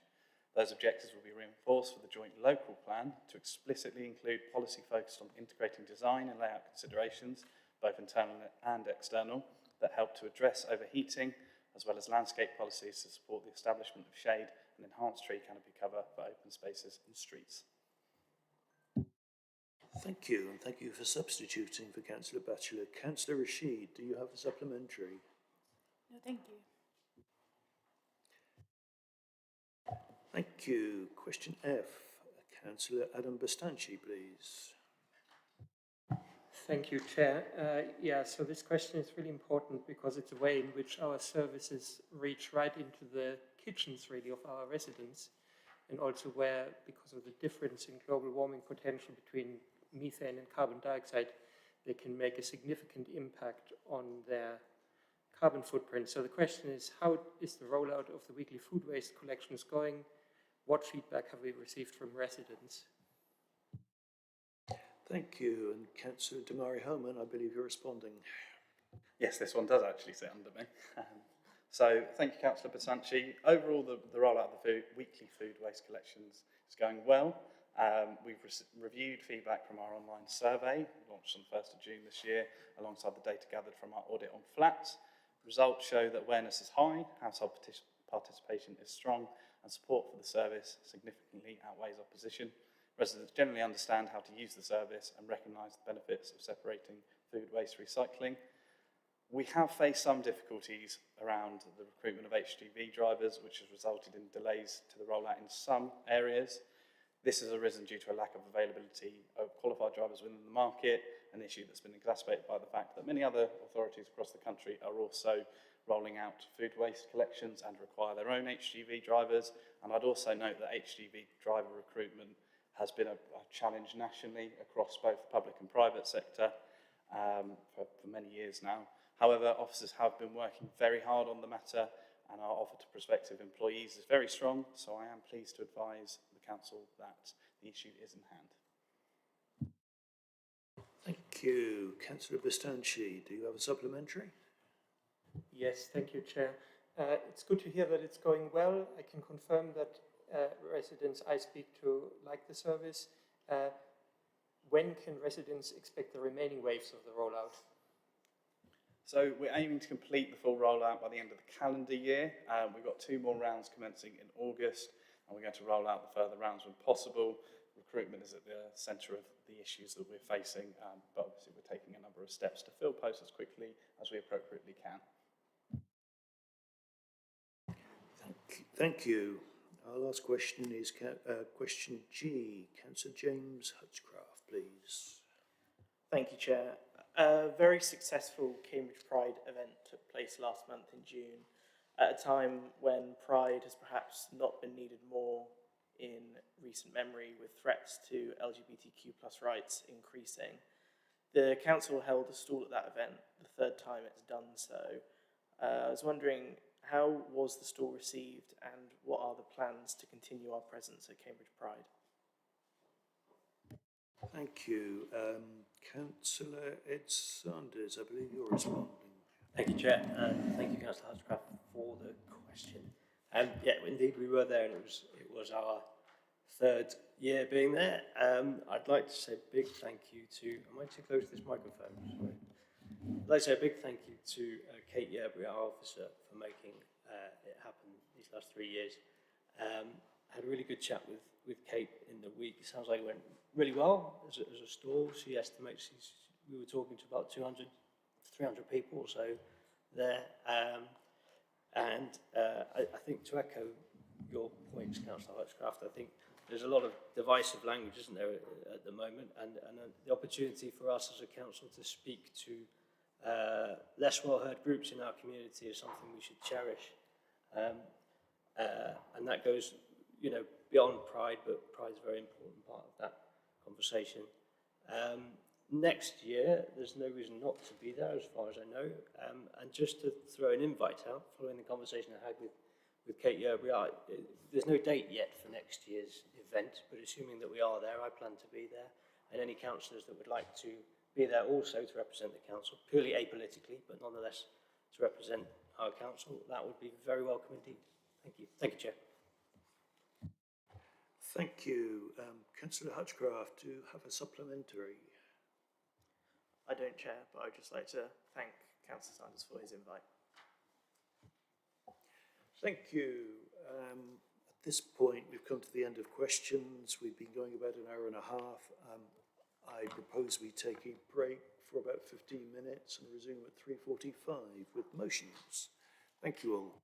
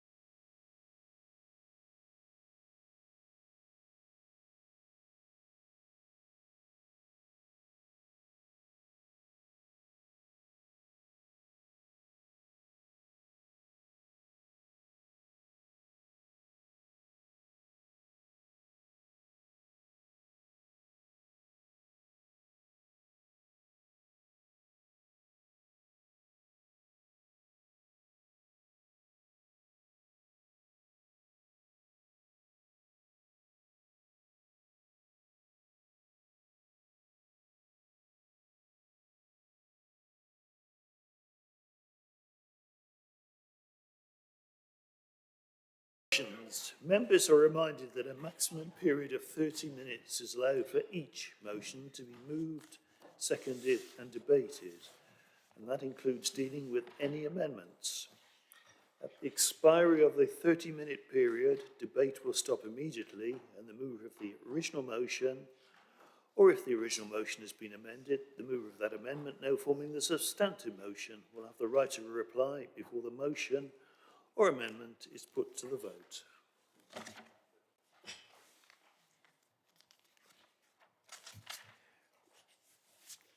The Democratic Services Manager will time the 30 minutes for each motion and the 3 minutes for each speech, and the MO will notify the Chair when these limits are met. Motion 15A is standing in the name of Councillor Heather Williams. Councillor Williams, would you please move your motion? Thank you, Chair. So I think my motion pretty much, although it is short, it does literally say what's on the tin. And I do note that obviously the county councils and other authorities are now using this technology, hopefully to very good effect. I won't prolong the moving of my motion. I say hopefully it's something that members will bear in mind. I know back in February it's part of our budget. It got voted down, but I'm kind of hoping that we're past the election now, we might get a bit more openness, and you may not have agreed how I funded it before, so this time I'm sort of handing it over as an idea for then Cabinet or whoever they wish to take it forward could then decide how it is financed. Equally, I think all of us and all of our residents will share our frustration over where we are with our roads.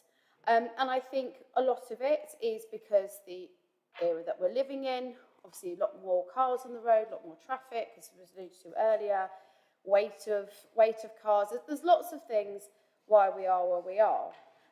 But it does mean that just doing the same as we've always done, I think, is with proof right now that's not going to, butter no parsnips, I believe is a saying that is used, but it's not going to deal with the problem. We need to use more modern technology and we need to move things forward. Now, there may be an argument, as there was previously, about it being a county council function and responsibility for our roads, and I do agree, but there is nothing that can match the route frequency of our bin lorries. They are on pretty much every road every week, and I do feel that it's reached a point now that our residents, they really don't care who resolves it, who helps fix the problem. They just want it resolved.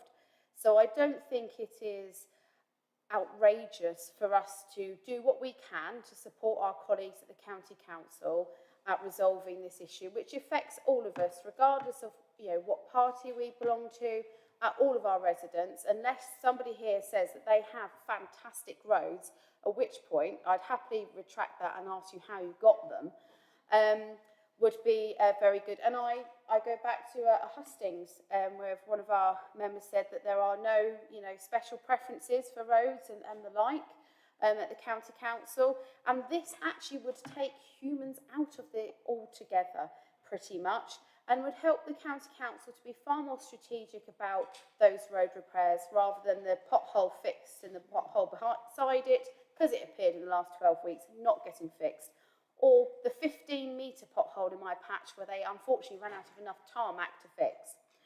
So, also in the hope that this may be more appealing to the administration this time, it has no extra carbon impact. Our lorries are on those roads already, and actually potentially could mean that there are opportunities to reduce the amount of carbon in that process. So I'm quite happy to now move this motion, Chair. I hope I have given more food for thought than the last time this was brought and given the administration more options with it. I hope it is successful, but I'm also aware of the political arithmetic of the Chamber. So prepared for all eventualities in my summing up, Chair. Thank you, Councillor Williams. Is this motion seconded? Councillor Dr. Richard Williams, do you wish to speak now or reserve your right to speak? I will reserve my right to speak. Thank you. Thank you. Would any member like to speak on this motion? Councillor Anna Bradnam, please. Thank you, Chair. And thank you to Heather Williams for bringing this motion. But what I note is that not only is it extremely brief, giving no evidence of having done very much research in the background, because if Councillor Williams had done that, she would indeed have confirmed that this is a county council responsibility to deal with highways. Also, that county council have a very good report system, which residents can use to report potholes, and I'm sure have done so. But also that the county has a very adequate and an appropriate and targeted monitoring system for road and pavement repairs, which is called GAST, and it is specifically bespoke to do that precise job. So my observation is that this is an unnecessary duplication of work, and I believe the problem is not with knowing where the potholes are, it's having the resources to repair them within the time frame, which the County Council is undertaking to do. Thank you. Thank you. Councillor Damari Homan, please. Yeah, thank you, Chair, and thank you to Councillor Williams for bringing this forward. Obviously, I wasn't here when it was discussed in February, but I have, obviously, this lies within my portfolio, so I've had some discussions with colleagues at the County Council. It's also worth noting that I do sit on the Highways and Transport Committee there.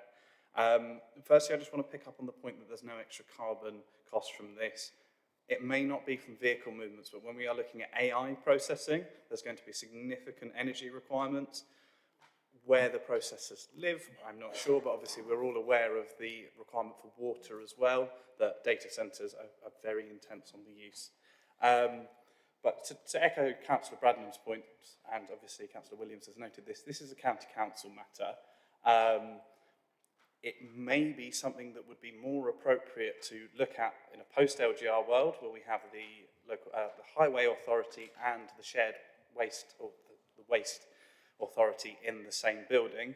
And I have some question marks about the efficiency of handing data over from our authority to the county council. And equally, I think as Councillor Bradnam raised, you know, if you look at Aurora, the Report It software, reports are not lacking. There is not a challenge in getting potholes reported to the county councils. The challenge is lying, getting out, and doing the work. I perhaps have some other political points that I would like to make, but they are probably more appropriate for New Shire Hall than they are for here. What I would maybe suggest is if Councillor Williams ever wants to present a question to the County Council, I'm sure the Highways and Transport Committee would be happy to hear it. Thank you, Chair. Thank you. Councillor Yasmin Detta, please. Thank you, Chair. As Councillors Willinghams, Bradnam and Damari Homan have already mentioned, this is already underway at County Council level. Therefore, I do question what this motion actually adds. Rather than asking this council to pass a motion on something that is already being considered, it would seem more productive to engage directly with county councillor colleagues, seek an update on work already underway, and if necessary, then press for progress through the appropriate channels. Our role should be to focus on matters where this council can genuinely influence outcomes, rather than duplicating discussions that are already taking place elsewhere. For those reasons, I cannot support this motion. Thank you. Councillor Adam Bastanci, please. Thank you, Chair. So, Councillor Williams has commented about the shortness of the motion, and I think several of us noticed that. And I guess I would just say that it's actually a virtue, because at least it shows that it wasn't written by a chatbot. It wasn't written by AI. And I guess the one job that isn't threatened by AI is actually being a politician, because the judgments that we make can't be really made by chatbots. But anyway, the more serious point is that implementing AI is no mean feat. It requires a lot of detailed work, takes probably years, and every responsible profession and service around us is engaged in that work. And when we've already heard that the county council is already doing some of that work. And I guess so much about the AI, but I guess really it's a motion about highways and the state of the highways. And, or at least that's how I'm reading it. And I guess I would probably just refer her to her colleague, Councillor Tierney at the County Council, who's spoken about this very eloquently recently, and has said basically, you know, if we're honest, the problem is for a long time we haven't put enough money in it. And AI is no magic bullet that will fix that. Thank you. Thank you. Would anyone else like to speak on this item? I don't see any requests to speak, so I'll invite Councillor Dr. Richard Williams as seconder. Thank you very much, Chair, and thank you to all the members who've contributed to the debate. I'll just make a few points in large part responding to what the members have said, but also making the case for why I think this is a good idea. So it's been mentioned a number of times that this is a county council responsibility, highway maintenance. We do know that. Obviously, we know that. But this is something that this council can genuinely do to help with the problem. And I would repeat what Councillor Heather Williams said earlier. Residents don't care which councils sort out their roads. They just want them sorted.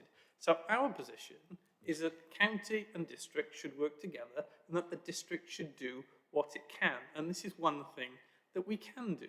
Yes, the county council has got monitoring, but the county council vehicles do not drive down every single road in this district every single week. So what bringing the district involved into the situation does, what the district can bring is proactive monitoring to allow problems to be identified before they become huge potholes. So that instead of having a reactive system, which is largely what happens now, with residents reporting things once there's a huge hole there and then it takes months to fix it, if we did this, we could explore being much more proactive, identifying roads that are deteriorating before we have the sorts of problems that we've had again and again and again.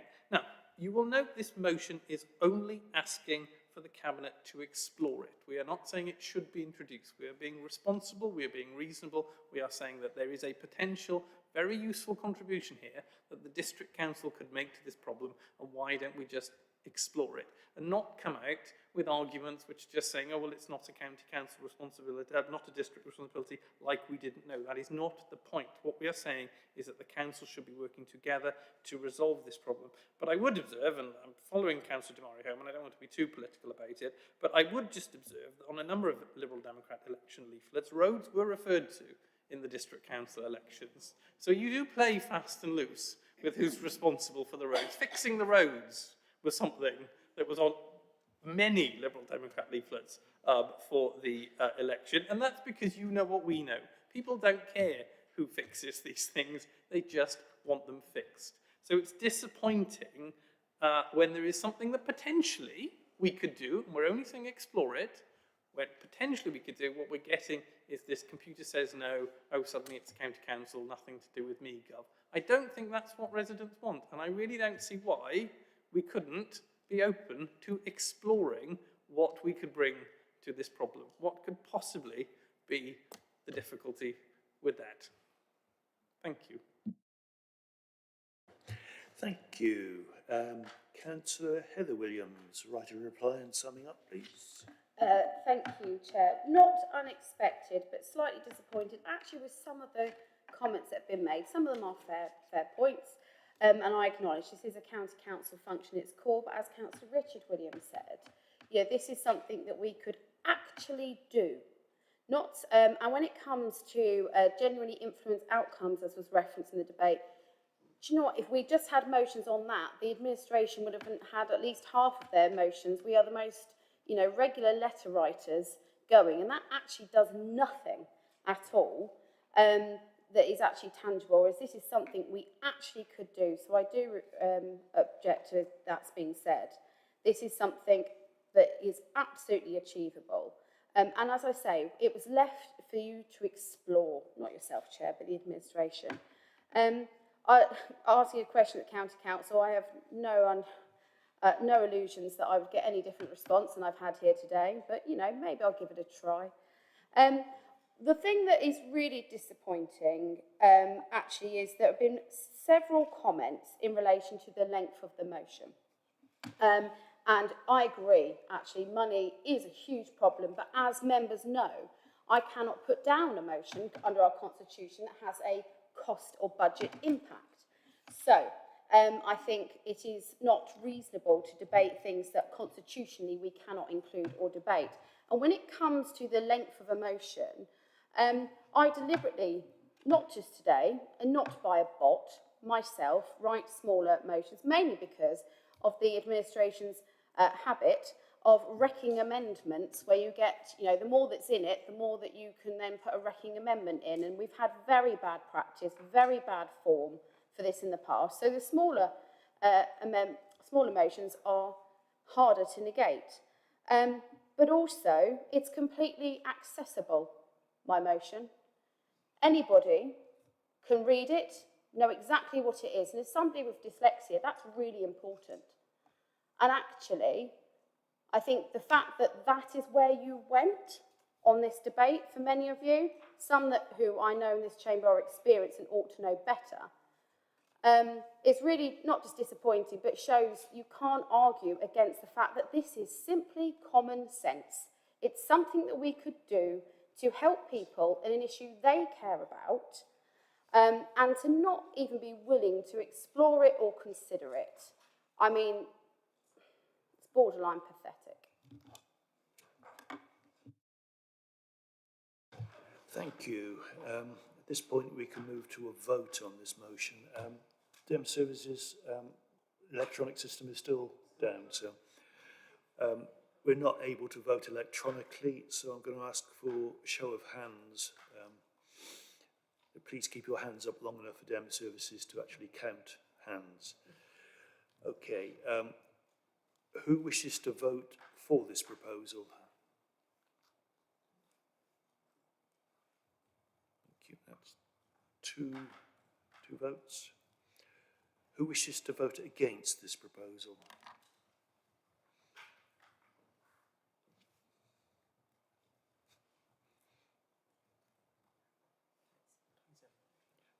Seven. Does anyone wish to abstain?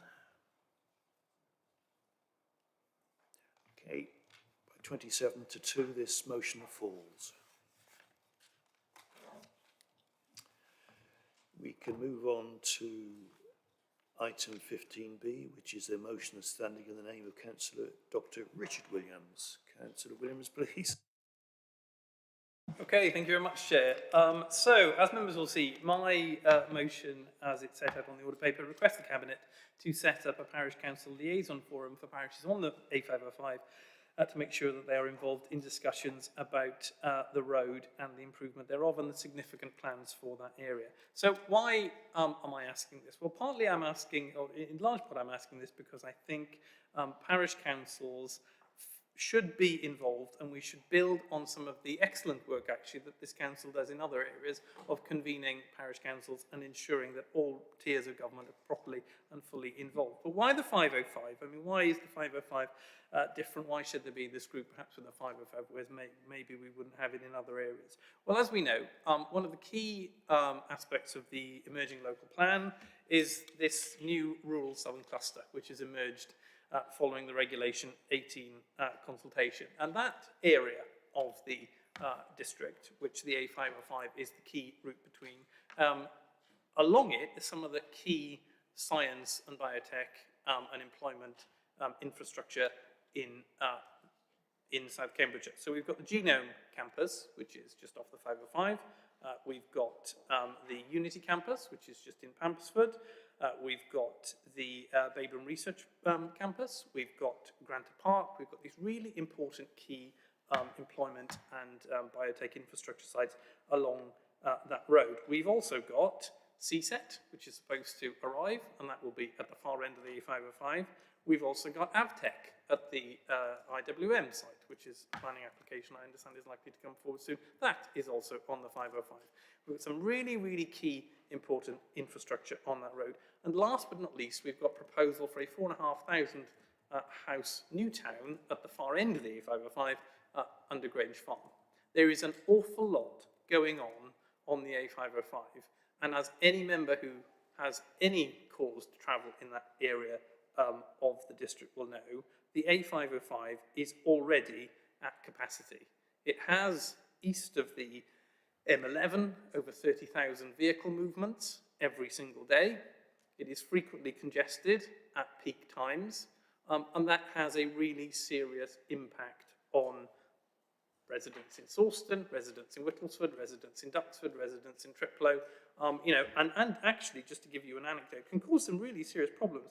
So on the 3rd of June, there was an accident on the A505. The A505 was closed. Students couldn't get to Sawston Village College for their GCSE maths exam because all the school buses run on that road. So the GCSE maths exam had to be delayed, and there was quite a lot of, understandable stress among students, and it caused absolute gridlock in villages from Ickleton all the way up to Sawston. So it's a crucial bit of infrastructure, okay? Now, in recent years, we've had the A505 study from the Combined Authority, which was carried out by Cambridgeshire County Council. We discovered in scrutiny the other day, there's some work I mentioned earlier being undertaken with the Growth Company and the Planning Service on the A505. There is an awful lot going on that road. But the one group that is not involved are the parish councils. They're getting drip-fed information on this really crucial bit of infrastructure, both for the district as a whole and actually for the residents in those parishes.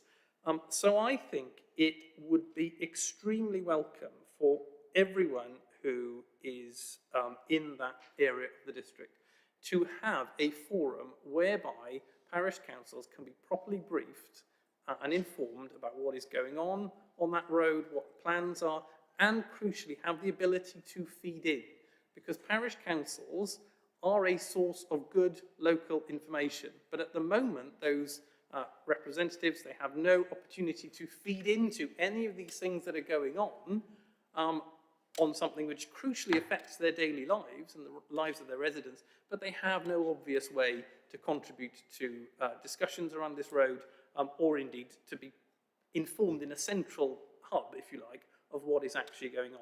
So I think, building on some of the great work that this council does with its parish council liaison officer, there is a good, strong case for convening a group whereby parish councils can be brought together and they can have the opportunity to be informed about the various different things that are going on that road, and crucially have the ability to feed into the process. And that is no more important than in relation to the southern cluster, the rural southern cluster, which is a key part of our emerging local plan.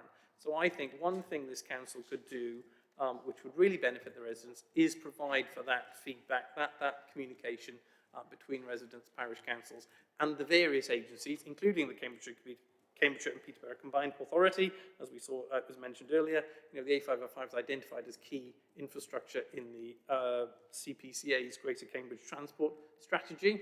I think whoever was there representing us would have seen I put a question in to that meeting, asking the CPCA if they were prepared to engage with local communities to, keep them involved in the process. They said they were. So I think, building on that, we, as this district council, are perfectly placed to convene that sort of forum, whereby we can hopefully keep residents informed and help to get solutions to this crucial infrastructure for our district. Thank you. Thank you. Is this motion seconded? Councillor Heather Williams, do you wish to speak now or reserve your right? I reserve my right to speak at the end, Chair. Thank you very much. Who would like to speak on this? Councillor Chris Poulton, please. Thank you, Chair. I'd like to thank Councillor Richard Williams for bringing this motion, which raises some important issues. Future developments around the GNM campus and along the A505 are clearly of great concern to local villages, and having an organised forum for local residents is obviously a good idea. But I don't think it's the District Council's role to organise this, and I won't be supporting the motion. In my ward and county division, which covers Caxton, Papworth and Swavesey and surrounding villages. We have a similar issue, which is shared by neighbouring wards of 4 massive logistics hubs being promoted along the A14 around the Bar Hill and Boxworth junctions. And local villagers are naturally very concerned about local traffic and parking implications. And these problems are only likely to get worse with this scale of development. But in our area, one village, Boxworth, has organised the A14 Logistics Forum, which meets on a regular basis. It's open to all parishes and residents in surrounding villages. And we support it as local councillors. We come along to meetings to answer questions. We help find people, officers from the planning, Greater Cambridge Planning, from the county and from the CPCA to come along and answer questions. But the key thing about this is that it's owned by the community. It's owned by a local village. And I believe that because it's not organised by the local authority, it has a lot more credibility and has a lot more buy-in from the local communities. So the local ownership, I think, is the key here. So while I believe that this motion is well-intentioned, and I agree on the need for local participation, I disagree with asking our cabinet to set up a forum. I think any such group should be owned by the local community, not by the district council. Thank you. Thank you. Councillor Brian Milnes, please. Yeah, thank you for the motion. As a local member in the vicinity of the A505, I can endorse much of Councillor Richard Williams' assessment of the nature and the strengths of the problem, the scale of the problem. So if we look at over the last, let's say, 5 or 6 years, there have been multiple studies. You mentioned one of them, that we've had the Royston to Four Wentways working group from the county council. And again, this is another issue where it's not our primary concern to be looking after highways. That's a county council issue. But the GCP have produced a report on this road. As you say, 30,000 vehicle movements a day cause a real problem, morning and evening rush hours, adding to the pollution in the area. We've had a report on Whittlesford Parkway. Most of the work that has been recommended by these reports has been unfunded and still remains that way. So the Parkway master plan, although it wasn't very masterful, would have been a real boon to that area, and might have included an earlier suggestion of extending the Greenway all the way to Whittlesford Parkway Station. At the moment, the work that's been done on the expansion of the Genome Campus has required Section 106 monies to be allocated to the exit from the M11 to get cars out of the way of trouble on the M11, but that would just make the 505 even more congested in that area. There's 2 other junctions, the Hunts Road junction, and then the what's known colloquially as the McDonald's roundabout, nothing to do with local member Peter MacDonald, and who is one of the people amongst many here. Councillor Van der Air, for example, has sat on one of those committees aforementioned with no visible output to that work in a situation that is frankly quite dire and getting worse. So the assessment is right, but who will deal with it? Well, we've got various mechanisms that we're already doing that. Councillor Richard Williams himself sits on his own parish council. In fact, he chairs his own parish council. So he's an excellent source of coordination between the two levels of councils. It's what we do as councillors is to report to our parish councils and to take feedback from them. And we do that as both district councillors and those responsible, the county councillors. So there's a mechanism there. We also have a liaison forum for the parishes. We have liaison groups at major, so in Sawston, for example, we have a liaison committee for looking at these developments. So the feedback mechanism or mechanisms are already in place to get this reporting back to the place that it is concerned for action, the County Council. Councillor Milnes, can you bring your remarks to a close, please? Your time is up. Well, I've got to a place where I'm quite happy to wrap up, but I'm afraid I won't be supporting the motion, as you might have inferred. Thank you. We deduced that. Thank you. Councillor Bridget Smith, please. Thank you. Just to pick up on the points that Councillor Peckham has made. So on East West Rail, I remember in the early days we tried to convene some parish council liaison forums, which were really, really badly attended.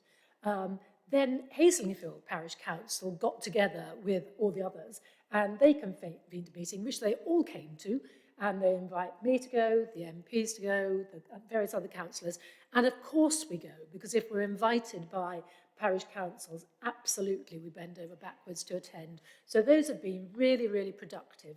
The meetings that Chris referred to, the Ellsworth, Boxworth, Knapwell one, I think I'm there on next Monday again, and I think Papworth is now joining in. So again, it's about not doing things to people, but being responsive when they do things for themselves. And yeah, so I mean, if they can organise themselves, then we will all be more than delighted to come and contribute and hopefully move things forward in a productive way. Thank you. Does anyone else wish to speak up? Councillor Adam Bastanchi, please. Thank you, Chair, and sorry to speak again, but just to note that the A505 in the ward that I represent actually is in Hertfordshire, and there are proposals to reduce speed limits, and I'm working with Hertfordshire councillors and councillors across all levels across the counties on sort of coordinating that, and I just think that's, that's part of our role to do that coordination, and we don't need a forum for that. Thank you. Thank you. Does anyone else wish to speak? Councillor Warren Green. Very briefly, I just do want to pick on what Councillor Peckham said as well. The group that are looking at the logistics, the Cambridge 25, they're very inclusive.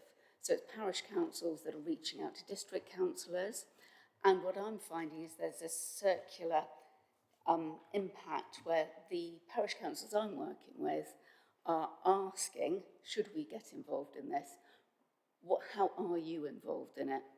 And as a result, they take ownership as how much they want to get involved and the sort of agendas they want to have. Now, I haven't managed to go to many of those meetings, but I am kept informed constantly, getting emails and being, asked to contribute. And I think that the ownership at parish level is so critical because they really feel passionate and they don't feel that they're just passing it over to the district council to solve. So I'd reiterate, let's keep it with the parish council. Also, we have an officer who's our liaison with parish councils, who's doing a sterling job, got a staff award recently, somebody who's really, really active in our parish councils and that liaison between. So not only we're working with them, we do have an officer doing that. So I feel that it's covered, and so I don't think this motion is required.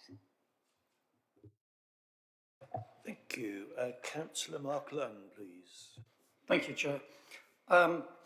Thank you, Councillor Williams, for bringing this motion.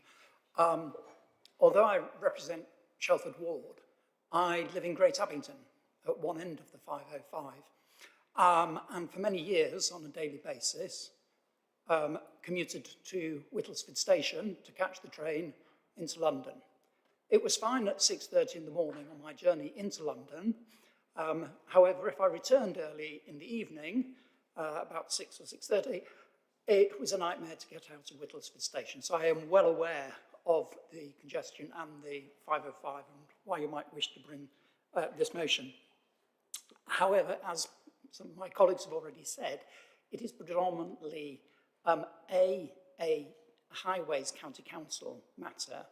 And secondly, I think we need to be cautious of expectation management, because setting up the district council, setting up something for the parish councils, as the leader has mentioned, might not get that much take-up, and B, we probably wouldn't have the information that the parish councils are actually interested in, which is what is the county council highways department doing, how's the S106 money for the genome campus being changed, and all the rest of it. So while I sympathise with the sentiments behind the motion, I don't think and won't be supporting this motion in the sense that it's not something the district council ought to be taking the lead on. Thank you. Thank you. Does anyone else wish to speak on this item? Don't see any hands, at which point I think we can move on to Councillor Heather Williams as seconder. Thank you, Chair. It feels through this debate that it's very much not our problem, somebody else's problem. Somebody else needs to start it, somebody else needs to do it, somebody else is responsible for it. And the problem is, if we continue down that road, nothing happens because everybody's waiting for somebody else to do it. I'm not saying that the parish council shouldn't have the empowerment to take this forward. The council has in the past set up groups, helped with that establishment, sometimes a bit of resource to help people on the admin basis. And then it's very much over to the parish councils or whoever it else is that's appropriate to lead on it. But we do have the power to convene as a district councillor. You know, we, as councillors, we have the powers to bring people together.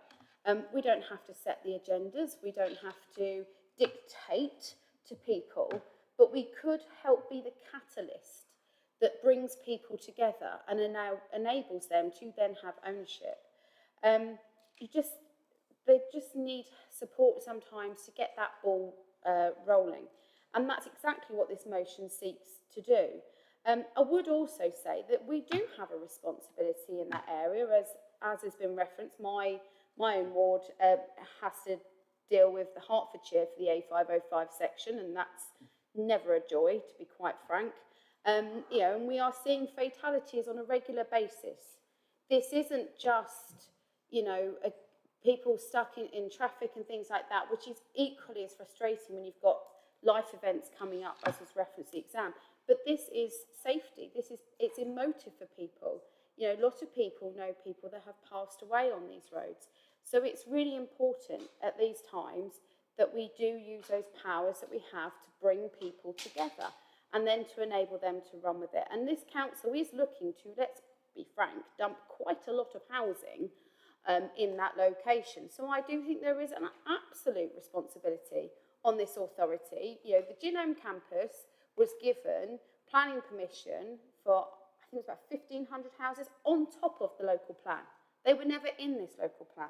You know, when this authority is giving planning consents that are going above and beyond in a location, and then there is a problem, you know, there is a duty to help clear up the mess that this authority created. And so I think it's a great shame that yet again it's somebody else's fault. I'm going to listen with keen interest to the next motions, which are nothing that this council can do other than write letters, really. Let's see if the same approach, the same attitude can be had there as has been held to these two motions. I can't help but think that party politics is getting in the way of common sense today. It's a shame for the administration to take such an approach. Thank you. Councillor Dr. Richard Williams, right to reply and summation, please. Yes, thank you very much. Yeah, well, obviously really disappointing responses from other members, and I'm afraid I do agree with Heather Williams. It does just look like if the idea comes from somebody who's not in the ruling group, then it's dismissed, and you can always find excuses, and that is really disappointing, because that's not the way I'm intending to approach the next two motions, which is just because somebody else from a different political party has put them forward. I would just disagree with them on that basis. It's very disappointing. But just to address some of the core points, I mean, the approach does basically seem to be, do it yourself. But the point I would come back to is, it is this council which has identified this area as a core focus for growth in its local plan. It's called the Rural Southern Cluster. It appeared in the Regulation 18 consultation. It is this council's policy which is putting increased emphasis on that area and creating real concerns about the impact on the communities that live there. So this council has a responsibility, therefore, I think, to make efforts to ensure that parish councils and residents are properly involved in decision making for the proposals that this council is putting forward. Okay, so that is the key thing here. And there are precedents. We've got the Caldecott Community Liaison Group. This council has set up many such liaison groups in the past. So quite why the Rural Southern Cluster is not deserving of that, I do not understand.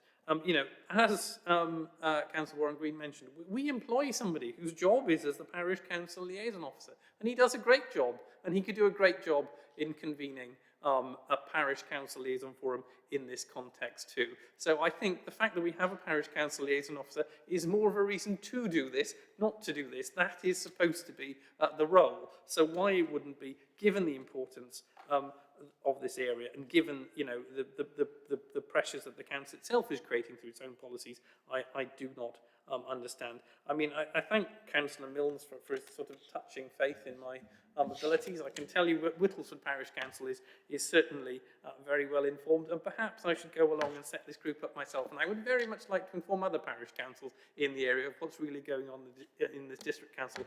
So maybe I'll just go ahead and do that as you asked. Thank you.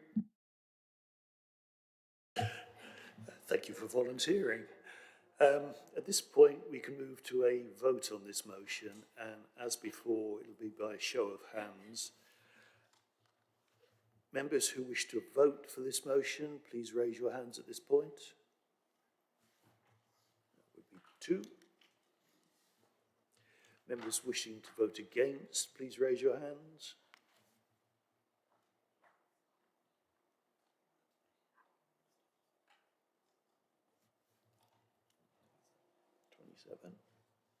And does anyone wish to abstain? Okay. The vote is 2 in favour, 27 against, so the motion falls. We can now move on to motion 15C, standing in the name of Councillor William Scantlebury. Councillor Scantlebury, please would you move your motion? Thank you, Chair.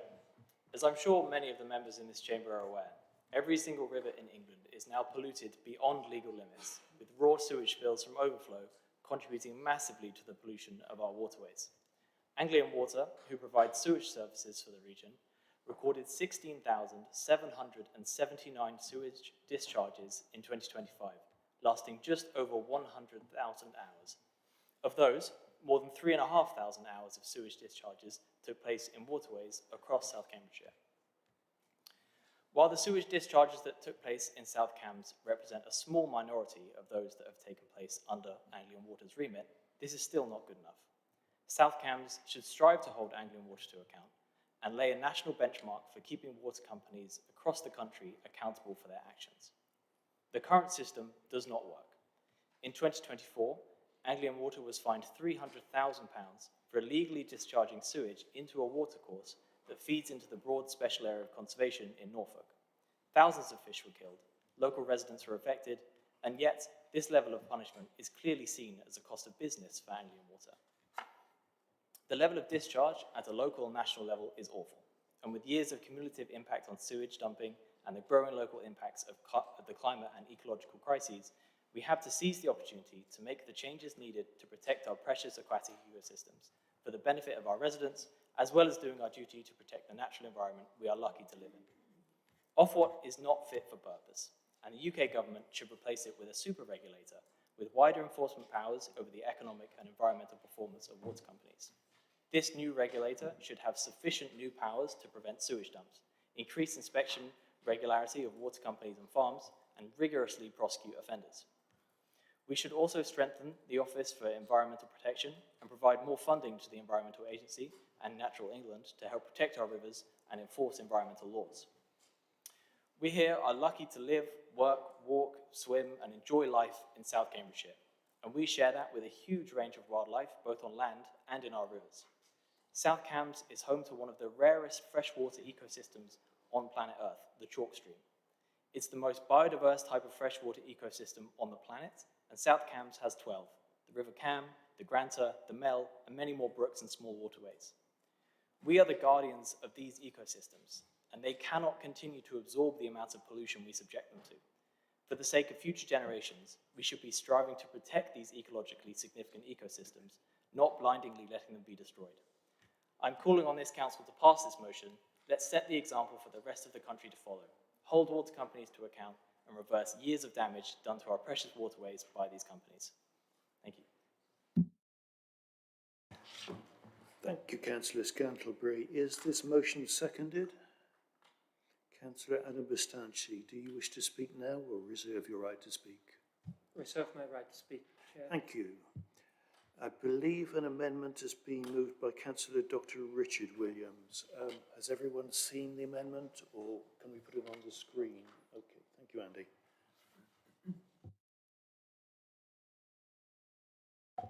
Okay, the amendment is the bullet point in red.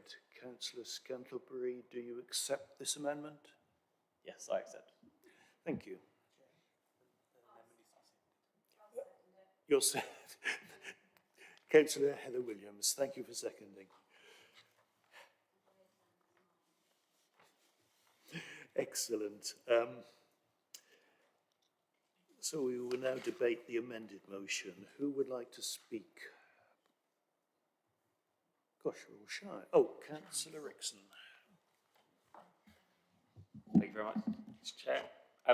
Our many rivers, streams and waterways are extremely valuable and crucial to sustaining our natural environment, and they connect our communities and should be encouraged to flourish rather than taken for granted.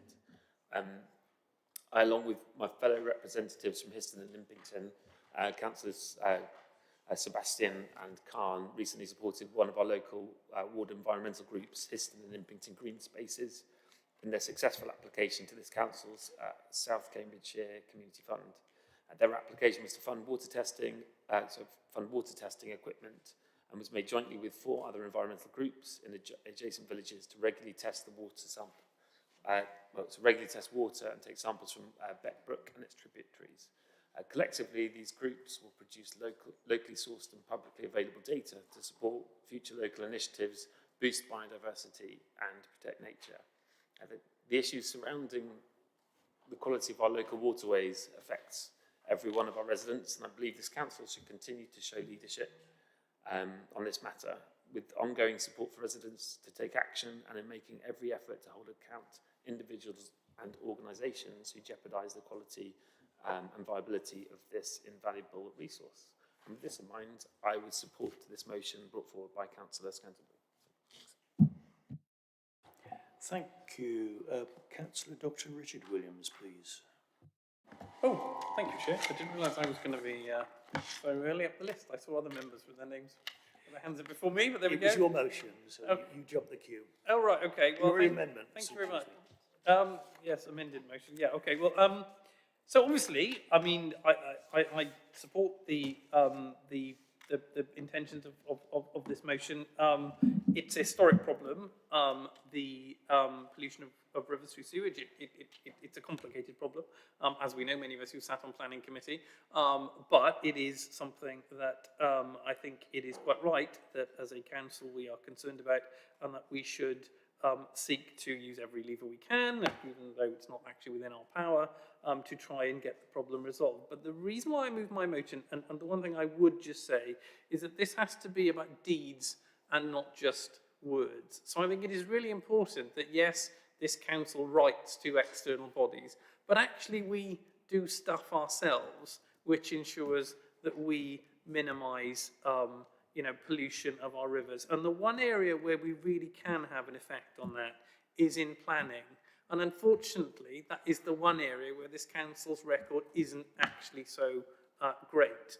So in February this year, there was a planning application brought for 26 houses in Triplo, which is in my parish. Now, Anglia Water objected to that planning application on the basis, or one of the bases on which they objected, was that there had been something like an 800% increase in sewage spills into the River Ree from the Foxton sewage works. And they objected by saying that this new development would connect straight into the Foxton sewage works and that they couldn't cope with the increased flow. Now, that planning application was voted through. It was approved. I didn't vote to approve it. I didn't vote to approve it precisely because we had been told by Anglia Water that this planning application would have a detrimental impact on the River Ree and would increase sewage charges. We were overloading even more an already overloaded sewage works. So I think it is all very well to put motions forward like this, and I absolutely wholeheartedly agree with them. But we also have to make sure that that follows through into our deeds and that we don't approve planning applications where there is clear evidence before us that that is going to result in the pollution of rivers, because that leaves us open to an allegation of hypocrisy, which I'm sure nobody would want to have levelled against them. Thank you. Councillor Helen Leeming, please. Thank you, Chair. I'd like to speak in support of this motion. The first thing I'd like to point out is that Anglia Water, the company that deals with sewage in our area, made an operating profit of £636 million at the end of the last financial year, and that has gone up from the prior year where they made £496 million. Sorry, £636 million, not £1,000. So yes, they've increased their profit year on year, despite continuing to pour sewage into our precious watercourses. I think the data that's in this motion is accurate, and this is the data that we are presented with from Anglia Water themselves. But they just measure the hours of pollution flowing into the river. They don't measure the volume of what has been released, and they don't measure the volume of the watercourse that it's been released into. So the concentration of these sewage outflows is also important, given that a lot of this is taking place in very small watercourses that are fairly water stressed. The final thing I would like to say is that our area is struggling partly because we have a historic backlog of maintenance on very small sewage treatment plants on very small rivers. And it seems to be that the regulatory bodies are perhaps more lax on these smaller watercourses with these smaller, older treatment centres than they would be on a larger one. I think given that the water company themselves have made such significant profits, I don't think this is a reasonable position to continue. I think given that they're managing to increase their profit year on year, they should be able to invest in modern, appropriate ways of dealing with sewage. Thank you. Thank you. Councillor Anna Bradnam, please. Thank you, Chair. And thank you for Councillor Scantlebury for bringing this motion. I think it's really important. As you know, I'm the member for Milton and Waterbeach Ward on this district council, which the River Cam bounds the eastern side of our ward. And in my county role, the River Cam, in the words of the lovely Robert Redford film, the river runs through it. So it's very close to my heart, and the residents of Milton have precious few other places to walk, and so often they walk down the towpath of the River Cam. The other point I note is that the area that I live in is just downstream of the outflow from the main water treatment works, which we all know about, the Cambridge Wastewater Treatment Plant. Now, interestingly, Anglian Water have indeed, as other councillors have mentioned, have spilled in numerous other places far more frequently and over far more hours, but they have only rarely spilled from the Cambridge Wastewater Treatment Plant itself.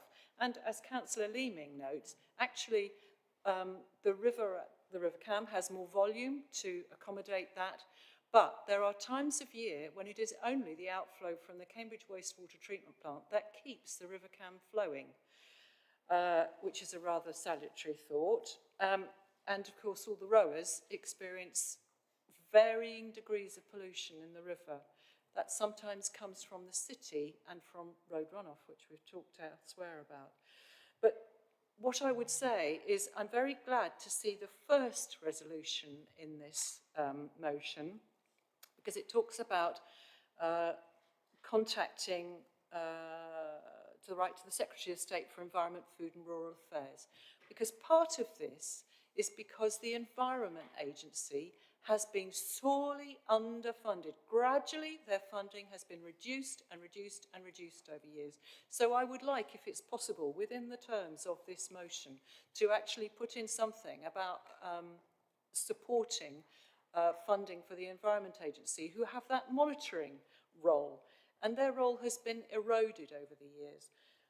But certainly, within the terms of this, I'm absolutely happy to support this motion, because I think any raising of awareness of the importance of keeping our chalk streams and latterly our downstream river clean is really important, not least because members who live north of Milton and Waterbeach will know that, and as a member of the Waterbeach and Level Intern and Drainage Board, this water is also used as offlets to the Drainage Board system to irrigate crops. This is our crops that we grow: potatoes, vegetables, celery, salad crops.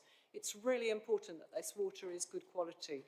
And so not only should we be protecting our chalk streams, but we should also be protecting the water that is used to irrigate our food crops. Thank you.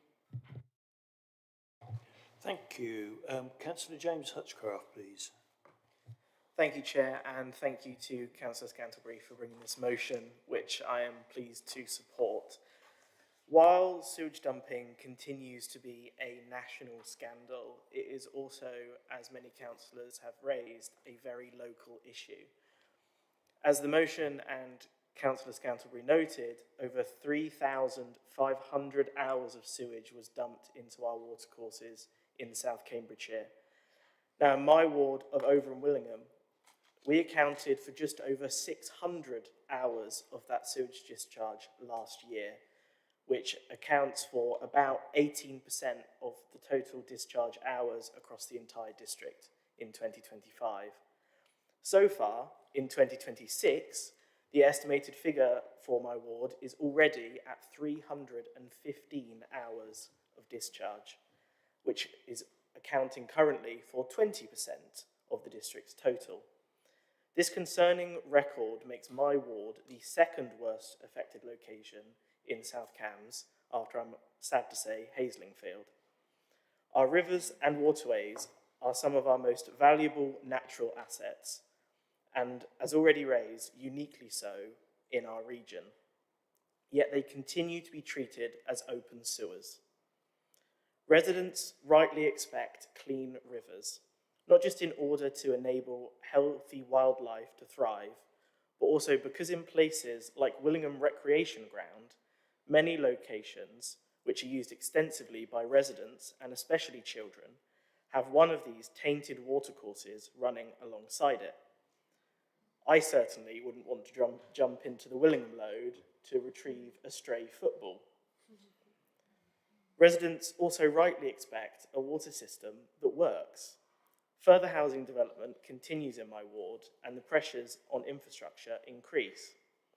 Residents should not be expected to pay ever higher bills to fund infrastructure upgrade and to cover failings whilst water companies continue to post significant profits, especially in a cost of living crisis where counting the pounds and the pennies really matter. This motion sends a clear message. Sewage dumping is unacceptable. Stronger action is needed from both government and water companies, and our local communities deserve better. I would also echo Councillor Bradham's comments with respect to the Environment Agency. And with that, I commend the motion to the Chamber. Thank you. Councillor Lawrence Damari Homan, please. Can I yield to Councillor Redrup in the first instance, because she's going to talk about some local matters, and then I would like Absolutely. to follow. Is that okay? Thank you, Chair. Councillor Lisa Redrup, please. Thank you, Chair. So my ward includes, and I live in Haslingfield, which has already been referenced as the worst site in the area, so I'm very aware of the issues with sewage spills there, and the investment to improve the local wastewater infrastructure is desperately needed.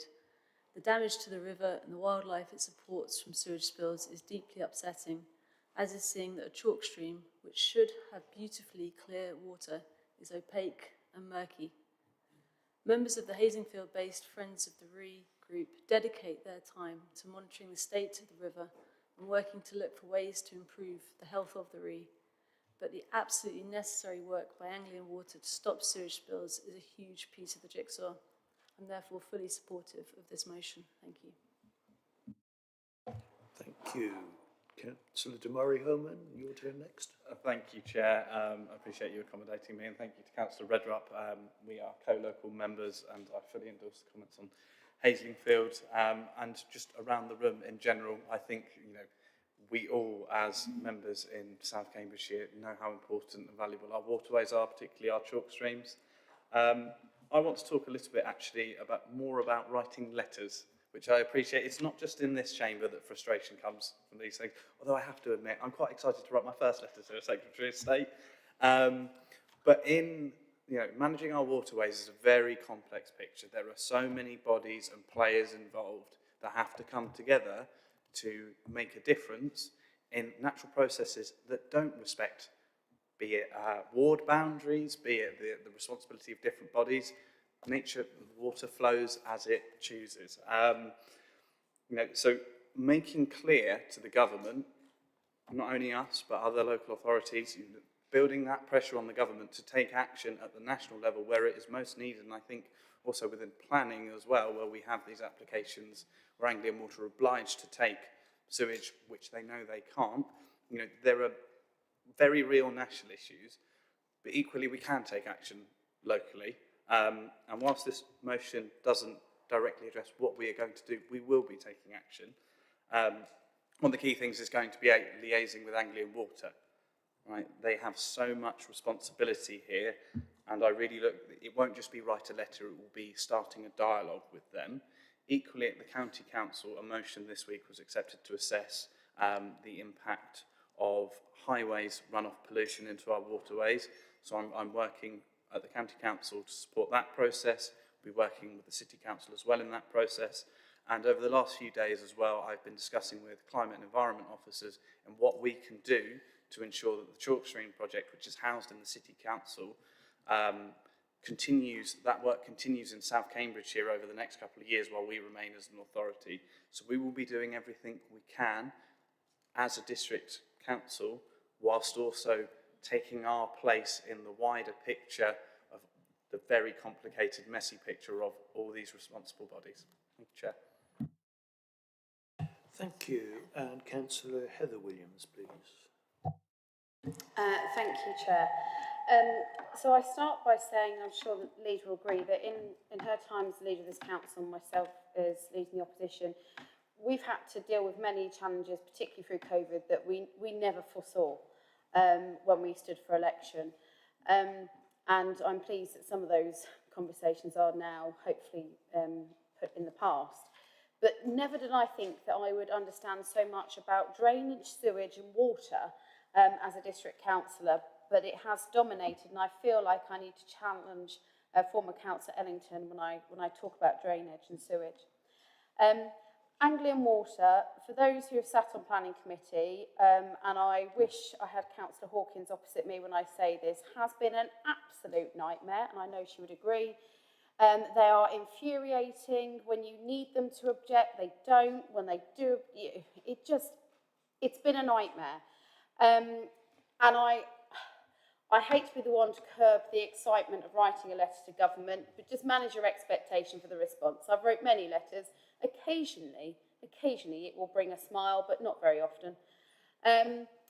Scrutiny of Anglian Water, absolutely support that. We do need more of that. But we do, when it comes to planning, as Councillor Richard Williams has said, get sort of this, well, you can't take it too much into consideration because they have a legal obligation to take it. This council must practice what it preaches. It's all well and good, we can write as many letters as we want, we can have as many policies in Word, sat on the website as we want. But if we don't practice it and we don't enforce it in what is within our control, then it is all meaningless. More funding for the Environment Agency, I couldn't agree more. I'm struggling from Councillor Bradnam to see how, lobbying for more money for something that isn't a control, given her comments in relation to roads earlier, is kind of squaring off. I think she knows where I'm heading there, Chair. But I will not do that. I do believe that our residents care about this. I do believe there is a need for action to be taken. And despite us having no overall control of Anglian Water, I do think we can do, it's the right thing to try and seek to influence their decisions. So, like any sensible suggestions, whether they're from the outside or things we can do from the inside on this issue to help resolve it, then I will support the motion as it is amended. And when it comes to irrigation for farming, be of no illusion. I know people that are no longer putting potato crops into their circulation. They just can't do it. They can't do it with what's coming in. It is having a huge impact with the current weather on agriculture. I know of farmers that are normally getting 4.5 tonne per acre, now on 3. It's really, really challenging. So I very much hope that Councillor Tamari Homan gets an exciting response to his letter. I hope he has better luck than I've had at times, though I'm definitely not on Steve Reed's Christmas card list, nor was I on Angela Rayner's. The leader and I are aligned on that, Chair. So yes, I will support it, but please, for everyone in this chamber, whether you've been here for years or for 5 months, are we nearly at now? The proof is in the practicing it, not just the words that are said in this chamber. Thank you, Chair. Thank you. Does anyone else wish to speak on this motion? If not, we'll turn it over to Councillor Bastanci as seconder. Thank you, Chair. I'll be quick. In preparation for seconding this motion, I've spoken to residents that have been involved in River Mell restoration for nearly 2 decades, and to officers in the Greater Cambridge Chalk Streams project, in which this council plays a part. I completely agree that it's important to acknowledge that protecting and restoring our rivers is extremely complex, with complicated and fragmented stakeholders and responsibilities. I also agree that this should be about actions and not only about words, so I welcome the amendment. But the bottom line is, there can be no doubt that rivers like the Mell are stressed, that sewage is a major contributor to some of the pollutants we are finding in them, and that overflows of untreated sewage are a red line of what our residents are willing to tolerate. They feel they've been promised action on this for many years, and it's just not coming. As Councillor Damari Homan has said, more work will be needed to safeguard the long-term survival of our chalk streams, but this motion sends a message that putting untreated sewage in rivers is a red line for residents, so I'm happy to second this motion. Thank you. Councillor Scantlebury, it's over to you for right of reply and summation, please. I just want to thank everyone for their input to this motion. And yeah, thank you. That was nice and brief, thank you. We can now move to a vote on this motion. Would everyone who wants to vote in favour of the amended motion, please? Okay, we can do it by affirmation. Yeah. Does anyone wish to vote against? Does anyone wish to abstain? The motion is carried unanimously. Thank you. I had a request for a short break. We can take 10 minutes, top up with coffee.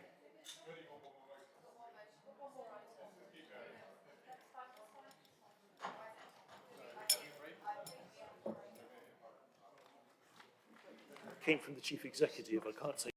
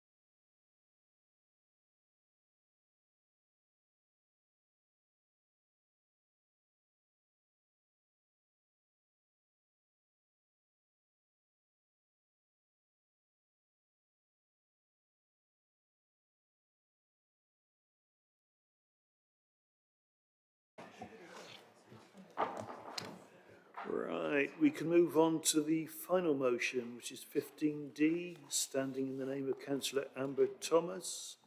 Councillor Thomas, please, would you move your motion? Thank you, Chair. Today, I am asking the Council to support a simple but important principle that healthcare infrastructure must grow alongside the communities we are planning and building. This motion asks us to put pressure on the Government's Development Corporation so that healthcare is properly considered as part of future growth across Greater Cambridge. It also asks us to make clear that our residents expect new developments to be supported by the infrastructure they rely on every day. Cambridgeshire already receives among the lowest levels of GP funding per person in the country. Cambridge's population grew by 18% between 2011 and 2021. This is 3 times the national average. And South Cambridgeshire is projected to grow a further 37% by 2041. We rightly have an international reputation for world-class healthcare, centred around Addenbrooke's Hospital in Cambridge Biomedical Campus. Yet that reputation is increasingly being challenged by growing demand, pressure on GP services, and an NHS that is being asked to do more with infrastructure that has not kept pace with population growth. This matters because growth is about far more than building houses. A house alone does not create a community. Communities need GP surgeries, hospitals, schools, transport, and the essential infrastructure that allows people to live healthy, fulfilling lives. If we plan for one without the other, we risk placing even greater pressure on services that are already stretched. Across South Cambridgeshire, residents consistently raise concerns about access to healthcare. In my own ward of Camborne, access to GP services is a regular topic of conversation. The same concerns are echoed in the other new towns and across other growing communities, where thousands of new homes are being delivered alongside rapidly increasing demand for healthcare. As district councillors, we do not run the NHS or local health services, but we do make decisions about where thousands of homes will be built. Those decisions inevitably affect the demand placed on local healthcare services. We therefore have a responsibility to ensure healthcare is part of the conversation from the very beginning and not an afterthought once homes have already been built. That is a responsibility the Development Corporation, if they're taking planning powers, will have to take seriously too. This issue is also deeply personal to me. I was born at Addenbrooke's. I have family who work there, and I know many people in this chamber will have similar connections through family, friends, or their own experiences. During the pandemic, we saw firsthand about the extraordinary pressures NHS staff faced. What concerns me is that years later, many of those same pressures still remain. Staff continue to work tirelessly, but demand continues to grow. This motion is not criticising our NHS, quite the opposite. It's about recognising the incredible work healthcare professionals do every single day and ensuring that, as our district grows, we do everything within our influence to support them. This motion will not build a new GP surgery tomorrow, nor will it create additional hospital beds overnight, but it does send a clear message that South Cambridgeshire believes housing growth and healthcare infrastructure must go hand in hand. Ultimately, if we are asking people to make their lives in our communities, we have a duty to help ensure those communities are properly supported. I hope today's debate sends a message beyond this chamber and that it is listened to, that as our area continues to grow, investment in healthcare infrastructure must grow with it. Thank you.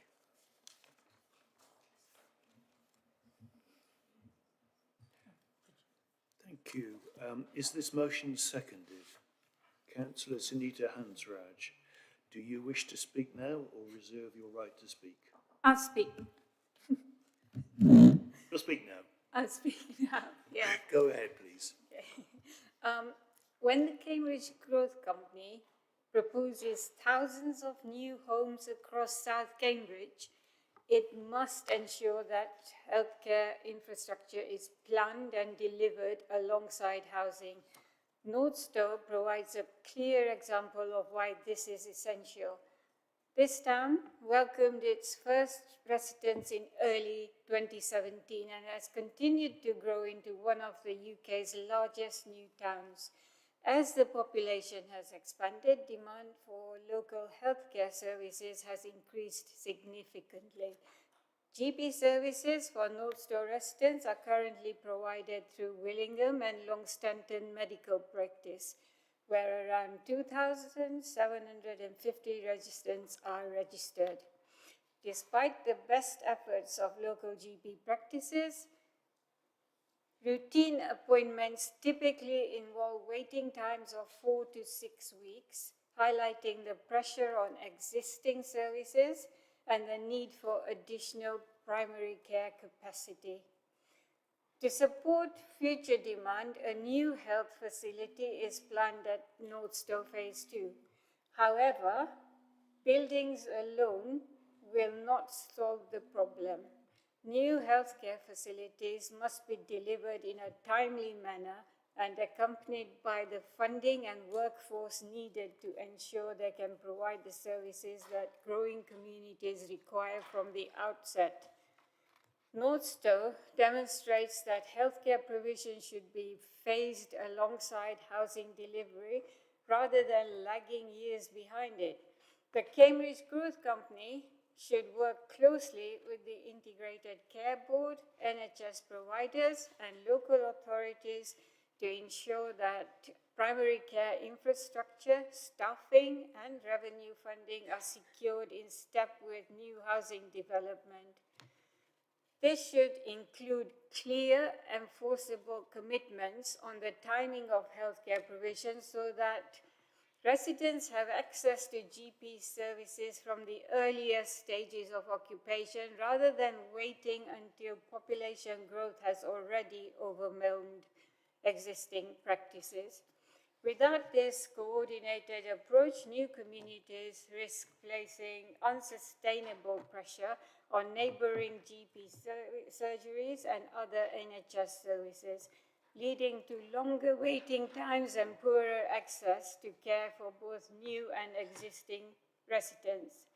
Healthcare should therefore be treated as an essential infrastructure alongside schools, transport and utilities and delivered as an integral part of sustainable growth rather than as a later consequence of it.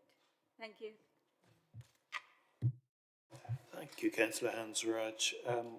We now move into the debate. First request to speak is from Councillor Bridget Smith. Thank you very much indeed. So this plays very nicely into the earlier conversation that we had with Councillor Richard Williams about what's the point of the DevCo? What can the DevCo do? What does, I think Councillor Heather Williams said, what does good look like? And this is one piece of major infrastructure which is absolutely critical in terms of the broadest health provision. So I believe this year there have been 3 critical incidents at Addenbrooke's Hospital. Critical incidents is notified when it is not safe. So that means the care being provided for the people there at that moment in time is not safe. And that's with the current population.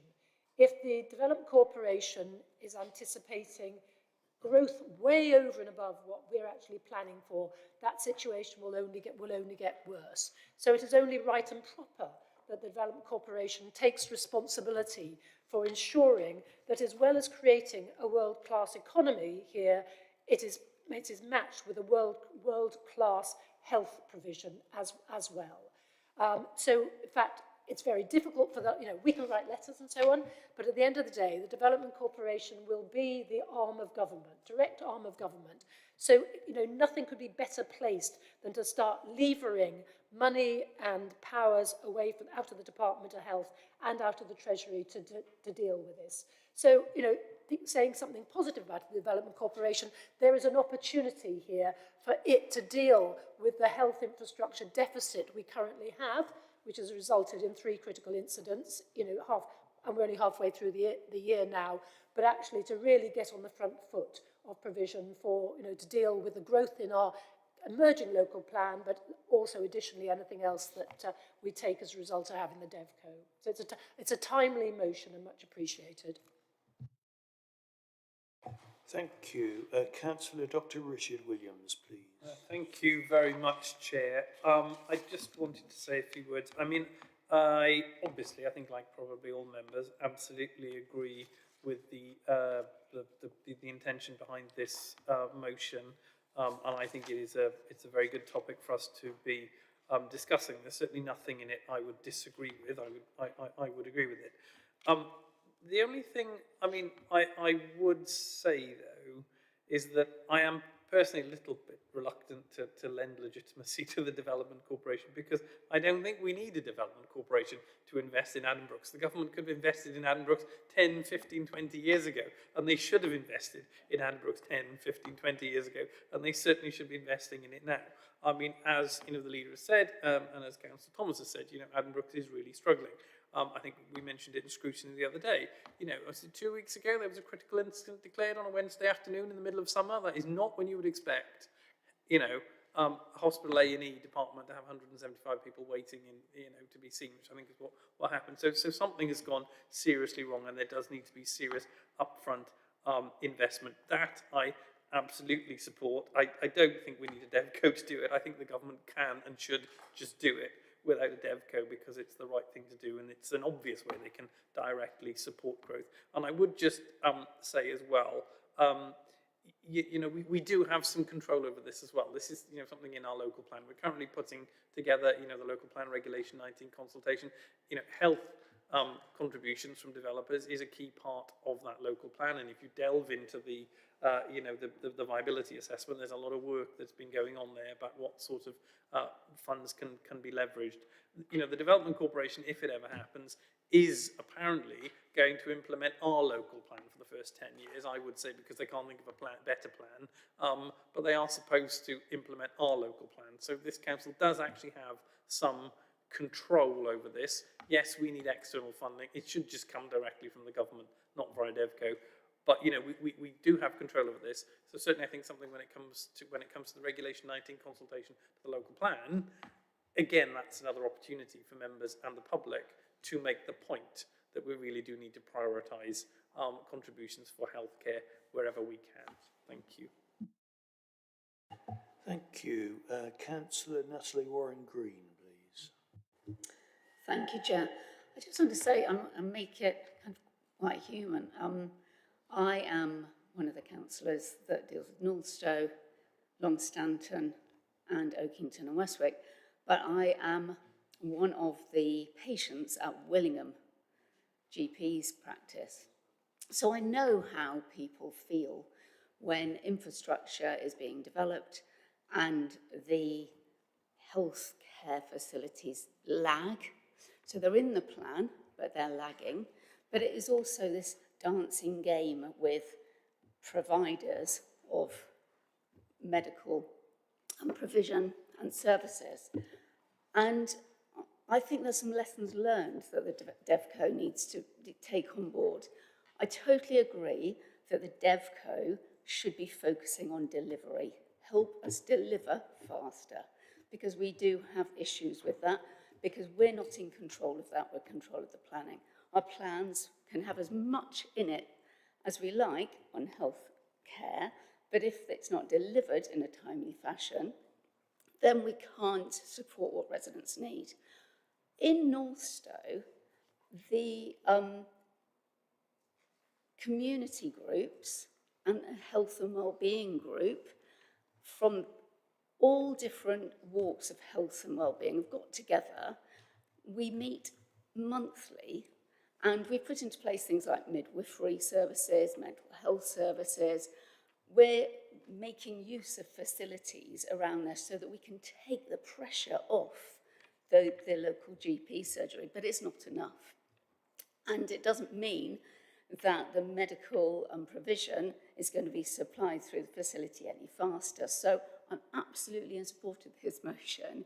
Get the DevCo to really focus on making sure that the medical facilities and the practices are earlier in new communities. Get the lessons learned from places like Camborne as well as Northstowe, and make sure that doesn't happen in all these new communities that are going to come through, because it is really tough to manage.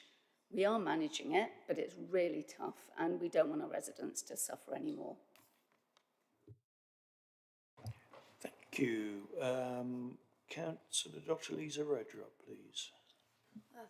Thank you, Chair. I mean, as we're hearing all around the chamber, everyone's aware of access to healthcare being a huge local concern. And I'm sure we've all heard people say they've struggled to get GP appointments, especially advanced bookings, that they've had to wait a long time for referrals for specialist care, and for procedures. And I'm not sure how many people would have a NHS dentist here. And I've been looking through some of our documentation around the Greater Cambridge Local Plan, and this lived experience that we're all aware of is backed up by the Infrastructure Delivery Plan that's been developed with that, which details both the current and the future needs for increased and modernised primary care and acute care infrastructure. We've heard a lot today about new developments and the issues there, but in sort of more established villages, there's issues where GP surgeries aren't in bespoke facilities, they're in converted residential properties. They don't have much capacity to grow to meet that growth that is occurring in those communities, even at a lower rate than in the big developments. But so there are real difficulties even within existing villages. So to me, it is clear that we need better health provision for both current and future communities, and that need is even more critical in light of the government's plans through the Development Corporation to deliver a significant increase in jobs and homes. And yet, when I look at the government's objectives for the Development Corporation, there is no specific mention for health and providing healthcare infrastructure. So that's why I think it is vitally important that we keep raising the need for health infrastructure and improved health services both to government and the Development Corporation. And so I'm in support of this motion. Thank you. Thank you. Councillor Heather Williams, please. Thank you, Chair. I will be supporting this motion, and I think GP provision is something that a lot of our residents struggle with. We who live in this district struggle with, and if you live on the boundaries like many of us do, that comes with its own challenges as well. So Addenbrooke's is not always actually the hospital.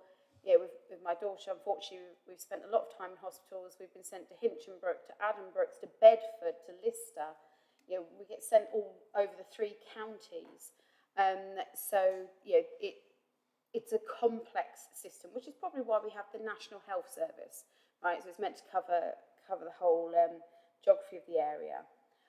I do just want to raise a bit of an air of caution, as Councillor Richard Williams did, about the Development Corporation. We should not be relying on this undemocratic body to come in and resolve our problems. We can write to them, as is happening here, we can ask, we can do all these things, but at the end of the day, their objectives are different to ours. Their objectives are to deliver whatever the government decides it wants to do to us. We are here to serve our residents, and we are here to be their voice at this council.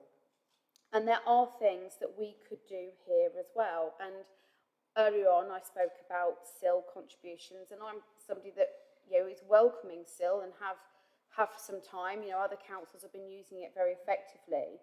And one council neighbouring us, East Cambridgeshire, they have used SIL provision to help expand their GP provision in areas where there has been development. St Mary's in Ely, you know, the link in Streatham is going to be built. Staplow and Soham is on the list for their SIL. So I would urge again that in the spirit of this motion, we also look towards and reflect on what this council is doing, particularly in its planning policy, that simply just giving all the money to the GCP for transport is not going to resolve all of the issues that we have.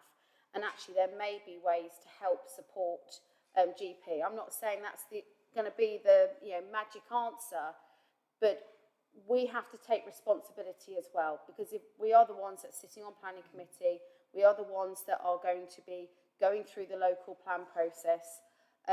So we have to make sure that our policies and the provisions we're putting in place equally are up to the mark, and perhaps they haven't always been. But as I say, I will support this motion. I think the spirit is right, and I think it is one where we can have agreement. And I'm just sorry that there are so few members left in the chamber to vote for it today, but I'm pretty sure you'll be okay with the numbers, as few as they are. Yeah, thank you. Councillor Vivian Biggs, please. Thank you. I suppose I want to reflect on the beginning and the end of life. So obviously there's been a lot in the press recently about maternity services not being up to scratch, and I think that's something that we need to be aware of, especially since these new estates tend to attract young families or people who are planning to become young families. So there's obviously pressure, I imagine, on places like the Rosie, and increasingly so. And then there's the other end of life. I've recently, as many of you know, lost my husband just under 20 months ago, and 2 people that I know last weekend died in palliative care, one in Liverpool in a hospice, and the other in a new palliative facility in Addenbrooke's, which I didn't even know existed. That's very recent, I think. I might think it might be called the Willows, something like that. When my husband died at the end of November 24, he was at Arthur Rank, and less than a year later, there were going to be cuts to Arthur Rank beds. As I think perhaps you know, they were going to lose 9 beds. And I was honoured to take to number 10 a Liberal Democrat petition of 16,000 signatures requesting or highlighting the issue of hospice funding. And that is something which is obviously close to my heart. But also, you know, people are born, they live, they need the NHS, and then they die. And all over the country, there are issues with hospice care. And the idea of having a palliative ward in Addenbrooke's is all very well, but as I well know, not what you need when you've got to go and park your car on the 6th floor of car park 1 or 2 and all of that. So these are issues that I think, you know, everybody needs to bear in mind. So I certainly will be supporting this motion. Thank you. Thank you. Councillor Mark Lunn, please. Thank you, Chair. I heard what... Sorry. Oh, sorry. Thank you. I heard what Councillor Richard Williams said about the government could provide funding directly and without going through the DevCo. However, firstly, I don't think the motion is suggesting that we rely on the DevCo. And secondly, given that the DevCo is going to exist and we will have a seat, albeit minority seat, on the board, I suggest that the DevCo should be used as additional leverage in lobbying and positioning for government to get the funding that we need to support not just the current local plan, but the DevCo's additional housing proposals. So I think the DevCo is an additional tool in the arsenal, to Councillor Williams's point. Thank you. Thank you. Councillor Catherine Hubbard, please. I just wanted to add some points of clarification. I think it's important to distinguish between primary and secondary care and also tertiary care, and emphasise that this is quite a complex issue. Secondly, secondary care is not coterminous with district council and county council boundaries. And so we've been talking about Addenbrooke's, and Heather Williams didn't mention other hospitals, but it's very important that a lot of residents in South Cambs are actually served by other hospitals apart from Addenbrooke's. So the third point I want to make is that there are established villages without GP practices, which have seen a lot of growth in recent years and should also be considered for general practice provision. Thank you. Councillor Anna Bradnam, please. Thank you, Chair. And thank you to Councillor Thomas for bringing forward this motion. I think it's really important. And the way that the ask has been phrased is also very sensible, because it's a reminder and an encouragement and a consciousness-raising exercise with the Development Corporation, which I absolutely support. And I just wanted to speak from the point of view of one of the other new developments in the district, which is Waterbeach. Just if you're not familiar, Waterbeach Village, which already exists and has done for many hundreds of years, has a community of some 5,500 residents, but a new town is being proposed to the north, which will have something in the region of 11,000 new residents. Now, at the moment, the good folk of Waterbeach Village are served by a doctor's surgery in the village, which is struggling because quite separate to the new town, a lot of new development has happened locally. And so this surgery is struggling to deliver. But at the same time, we've got new residents on the new town as well. Now, as the chair of the Waterbeach Liaison Forum, which is the planning body, what we're aware of is that very often, when we think about agendas for the forum, people say, can we talk about healthcare? And we say yes, and we ask people from the Integrated Care Board to come along, and sometimes they do. But the problem is that we do not have the heft of people in the new town yet just to justify building, or rather, it's not coming forward in that way. It's coming as two sides of a development, west under one promoter and east under another. The west promoter, Urban and Civic, are doing a great job of delivering housing. The east promoter has not yet really got started for reasons I won't bore you with here.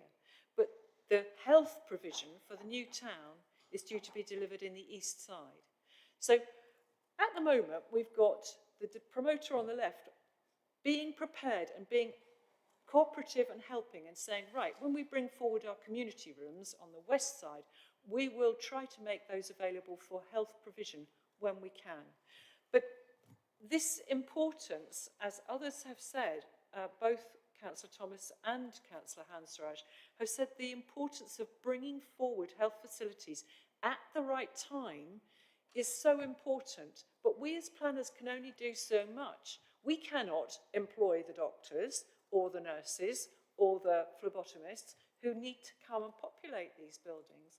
And so absolutely, I support this because what it's raising is the importance of bringing forward all of those services at the right time as communities grow and develop so that the existing services are not put under overwhelming stress. So thank you very much, Councillor Thomas, for bringing it forward. Thank you. Thank you. Councillor James Hutchcraft, we are almost out of time, so if you keep your remarks fairly brief, please. Thank you, Chair. Really, I want to echo some of the comments made by councillors, particularly those who represent Longstanton and Northstowe, in respect of the healthcare provision in Northstowe, which is the country's largest new town since Milton Keynes, and the pressures of the GP and medical services on neighbouring Longstanton and in Willingham, which is in my ward. The wait to see a doctor is the number one concern raised by residents that I speak to over in Willingham, and I think it is clear that the lessons need to be learned from Northstowe, including ensuring that medical provision is included in plans earlier and as early as possible, instead of being left to play catch-up. But also, residents are entitled to see a GP close to their home in their villages. I've also heard from residents who live outside of Willingham who struggle to get into Willingham to see a doctor because it's not where they live. And whilst there are solutions out there which help these people to get to the surgery, the problem shouldn't really exist in the first place. I also want to very briefly pick up on the words of Councillor Biggs, because I think outlining the importance of delivering health infrastructure is crucial, but also what that infrastructure looks like is just as important. Better planning for services like hospice care is really crucial, because you shouldn't have to find car park 2 or 6 in Addenbrooke's, especially if you're ever called and have to rush in to say goodbye to a loved one. I was lucky enough that the Arthur Rank Hospice, which I'm sure all councillors agree is an excellent testament to Cambridgeshire, has its own car park. So when I got the call about my grandmother who helped raise me, I was able to get to the building quite literally with seconds to spare in order to be there when she passed. So with the upcoming DevCo, it's not only important to raise this issue, but also to maintain pressure moving forward. And with that, I wholly support this motion. Thank you. Thank you. 30 minutes has expired, or shortly will expire, so I invite Councillor Amber Thomas to sum up, and you have the right to reply to any comments. Yes, thank you. Firstly, I just wanted to send my condolences to Councillor Biggs' recent losses that she mentioned. To wrap this up, there have been differing views on the role of the Development Corporation and on how this should be delivered. Personally, I don't particularly mind who is responsible for putting it right, whether that's the government, the NHS, the Development Corporation or other partners. What matters to me is that it is put right.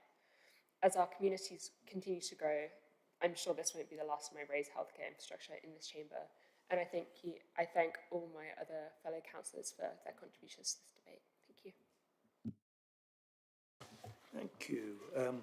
Can we take this decision by affirmation? Agreed. Does anyone wish to vote against the proposal? Does anyone wish to abstain? I think the motion is carried unanimously. Thank you all. Item 16, which is the last item on the agenda, is Chair's engagements, and you're welcome to read those in the papers and ask me for feedback.